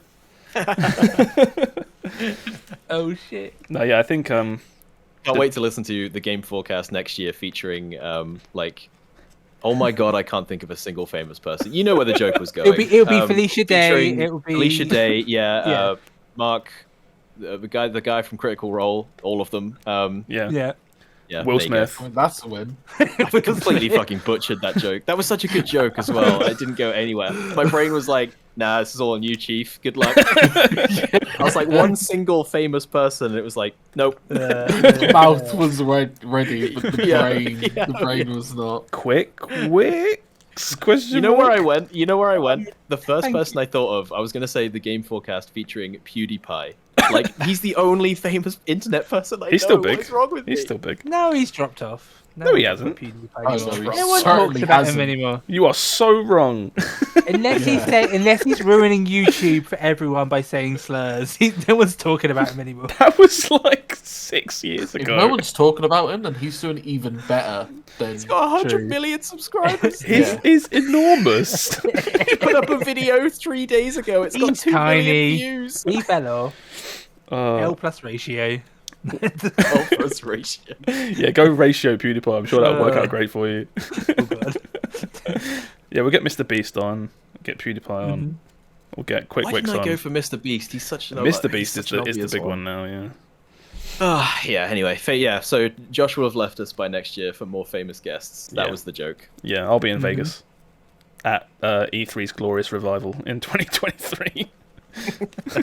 But yeah, that's a shame. I'm gonna miss E3. I hope there is something to take its place. I hope Geoff Keighley can drum up enough support that he can put on a big show. It's Geoff Keighley's big cheesy Dorito fingers all over the controller. Companies are already dropping out of E3 and being like, we're not doing an E3 presentation, but we are doing a presentation around that time the anyway. non-believers that no one cared about. Sony did that, and Microsoft were still there. Wait, Sony wasn't there, were they? Yeah, Sony who was even left? Probably Devolver Here's the Digital. thing, though. Out of all of those, E3 was only the other one I cared about. True. Yeah, that's because of legacy, though. Gamescom gets some good one, right? Still, I think it's just a real shame that it was kind of as gamers, what do you look forward to in the year, right? And it was like you look forward to E3. There's like a good week where it's like you get all the big announcements. It's gaming and Christmas. And it's like it was like gaming Christmas. We'd all get together and we'd have so much to talk about and be like, "Did you watch that trailer? Did you see that I would be trailer?" at work, or I'd be like looking at my my work schedule, and I would always put all the conferences like on my Google Calendar, and it was just like, same. oh, cool! Come home tonight, have dinner, and then we can watch Nintendo Direct. Yeah, and then staying up till like 2 a.m. to watch the E3 presentation. Yeah, and then being always like- being disappointed. Yeah. that was shit, wasn't it? Why did I stay up till 2 a.m. to watch? This I rubbish. think for me, like of the ones that were out every year at the same time, it was always E3, then the Game Awards, and then Gamescom. Like of my level of excitement. Yeah, Tokyo Game Yeah. Show used to be bigger than it is as well. And then also BlizzCon underneath, but we don't talk about. we don't talk about BlizzCon. We don't talk about BlizzCon. You mean Microsoft show now?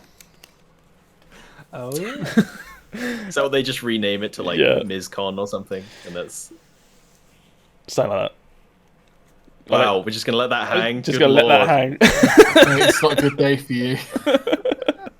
Right, what else we got? I think that's all the big news. There's a few little ones. 2 of these I didn't put on. I don't know who put this up. Destiny 2 Maker Blast YouTube's takedown system in wild lawsuit. Oh yeah, I thought this was just a bit of funny news that somebody hijacked YouTube's like automated takedown system to Yeah. target basically all of Destiny and Destiny 2 content on YouTube, and to the point where it was taking down like official Bungie trailers and videos to just and demonetizing them and like saying no, this is copyright, I have this. And it wasn't interesting until the guy put out a manifesto that was like, oh, this is how broken YouTube's system is. All I'm doing here is bringing it to light that Yeah, it's busted. this YouTube is busted. And then everybody responded with a resounding, this was a massive dick move and we're suing the shit out of you. So that's how that went down. That's all I really had on that one. YouTube's just reached a point of critical mass. Isn't it like something like billions of years worth of footage is uploaded every day or something? And it's just Yeah. like, how do you... Something like that. I don't think quite that extreme, but yeah, Yeah. something like that. Yeah. How do you govern that much content? You have to make systems, and then the systems go haywire, and it's like, oh god. Yeah. But yeah, as someone who makes money off YouTube, I thought that was an interesting little story that, yeah, YouTube should be more transparent with how it handles takedowns and things. I think it's wild that just a random person can be like, no, actually, I'm Bungie, and these are all my videos. Yeah. I think that's very Don't funny. don't answer this if you're not allowed. But have you had any like problems with YouTube in terms of like strikes or anything? Any like music being caught? Because you use like free music, I think, right? And stuff like that. I think I'm alright to talk about this. I have not. I've not had a single problem so far, but I am still very small fry Yeah. in relative to like Bungie or their big content creators. Yeah. Yeah. No, I've had a couple like automated. You can't play this music, so we're gonna mute it. But that's it. Yeah, and you just don't upload the video, I guess, because it's going to be muted. Oh no, there's some out there that have been demonetized and said. Okay. I used a couple of like, like when it's like, oh, chill coffee music for 20 hours or something. Yeah. I nabbed those for the stream a couple times, and apparently it's like that is automatically flagged as like, oh no, this other guy owns it, so you don't get any money. And in most cases, in a lot of countries, we're just going to mute this part of your video. Okay, that's interesting. Wow. Which is it's interesting, but it's all part of the learning process. I was like, oh, okay, I just won't use those again. Then. That's fair enough. Yeah. So that was that one. You also had, again, I didn't put this one up. The hell is this? Let's do this. I agree. Warhammer 40,000 Darktide release date announcement. What is this game? We did it! It's coming out finally. What is it? Oh, It's Vermintide, but 40k, essentially. Okay. Okay, I'm not going to play this video in case it gets weird. Yeah, don't. But Yeah, YouTube will take you down. what's the date? September this year. Oh, okay. September 23rd or something like that. You say it's Vermintide. Is it? Do we know if it's actually like an RPG kind of thing with like level ups and? They haven't really said anything. They Yeah, said, that's what I thought, in a yeah. couple of interviews, they've said like obviously there's going to be persistent characters and gear scores and things again. But they said it's going to be less obtuse than the Vermintide 2 system. Music swells. Yeah, subtitle on the screen. It's music swells. We just kept that up. Yeah, that's all I really had on that one. I was really looking forward to Darktide, and I wanted to point it out that it's finally got a release date, which is September 13th this year. That's a game exciting. I want to play it. It's a game I have nothing to say about, but I know I will play the ever-loving shit out of it when it comes out. I bet that'll be on Game Pass. That's my early prediction. Okay, well, actually, I don't know if Vermintide was it? But you had Total War, but that was what's the company that makes Total War? Sega. No, it's published by Sega. Someone here knows who makes the Total War games.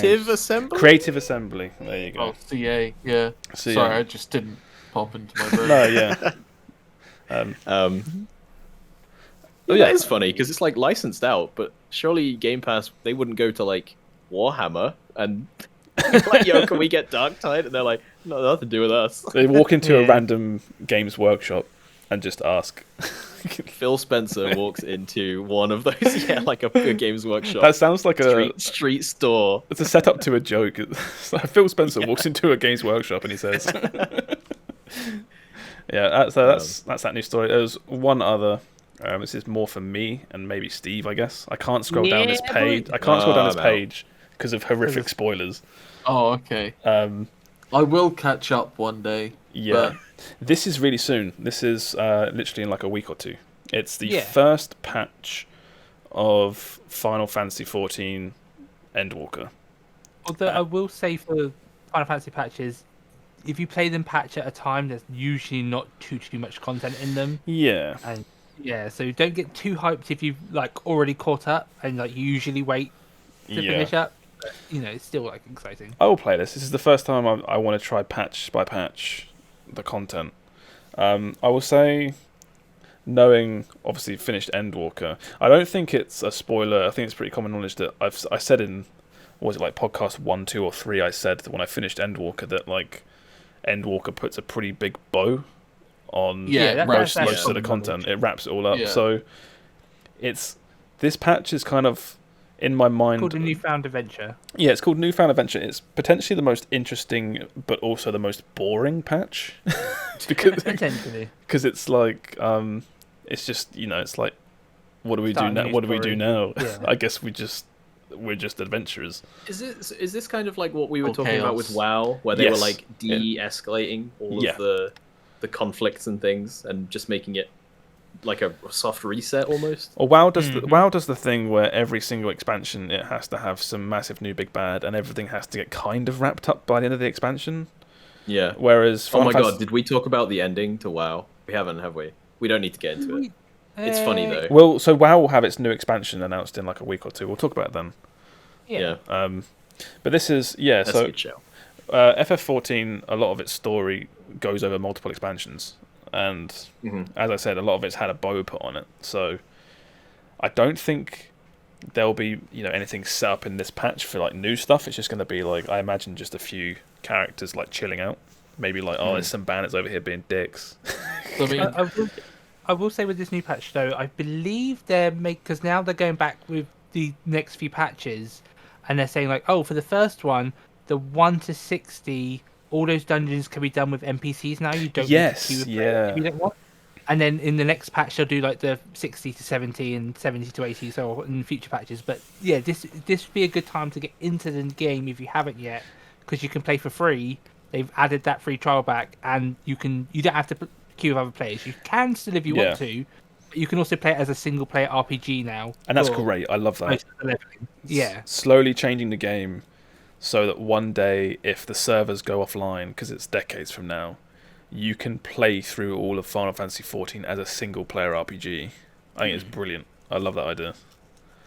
I'm excited to see where this goes. Again, I think Endwalker was my game of the year for that year, so I'll always take more. I love it. Yeah, I was gonna say, story-wise, I mean, I still haven't got there. Yeah. But the biggest difference it has to other MMOs, so I feel like some of their expansions are almost like, when an anime goes in a filler arc. Yeah.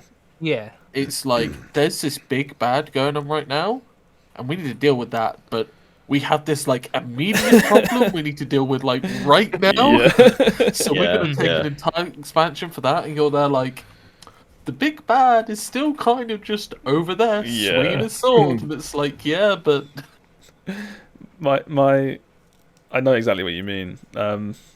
My concern about like these next few patches, because say like 6.1, 6.2, 6.3, they don't come out until say like end of this year, right? I'm worried that it's just going to be not a whole lot going on that's interesting, because there will be. There will, yeah. But it's one of those things again. I can't, without spoiling anything, when the stakes go from being so massive to then everything's got a bow on it, and it's just like usually, suppose I should go do the shopping, I guess. And usually with the patches, it goes point 1, point 2 is like wrapping up some sort of side story that was left over, and then point 3 is like a big patch. Where they like wrap up that, and then point 4, point 5 are like leading up to the next expansion. Then it's the expansion. There's 5 patches usually in between each, and like point 3 is like a big one as well. So but the trailer for this, again, you can't really watch it because of spoilers in that if you haven't played Endwalker. But it looks like there's a lot of cool stuff coming in this patch. There's the new, is it like 24-man dungeon, like trial? What do you call it? Like raid. Alliance raid. There's a new Alliance raid wing with it's normally like 4 bosses. It looks like there's 1 or 2 new dungeons. I saw some PvP stuff, which I don't really care about, but that's cool. It looks really cool. I'm looking forward to jumping back in, like casually, just work through it. Haven't got to worry about spoilers or whatever, because most people drop off between expansions, so I'll just play through it, chill. Yeah. But yeah, can't wait for that. I wish I could. Actually, I do. I've been really thinking about getting back into Destiny. Give that a go. I know you just mentioned I want to play through something comfortable. Yeah, I want to play that new Destiny expansion. Just work through it, chill, have it on the side. Yeah. Mm-hmm. That's all the news for the week. Unless anyone else has got anything else they want to talk about specifically. Just quickly, like for releases, the only good release this week is Chrono Cross on April 7th. Oh, that's the platforms. PS1 remake. Yeah, that was a PS1 game, and now it's remaster, fancy. Not remake. Sorry. Yeah. Because it's only. Is that it? We've hit the drought. This is it. I warned you. I told you, bro. Oh no! You were all warned. Yeah. What are we going to talk about for the next couple months? Maybe I catch up on FF14 at some point then. I would love to hear your thoughts on Endwalker.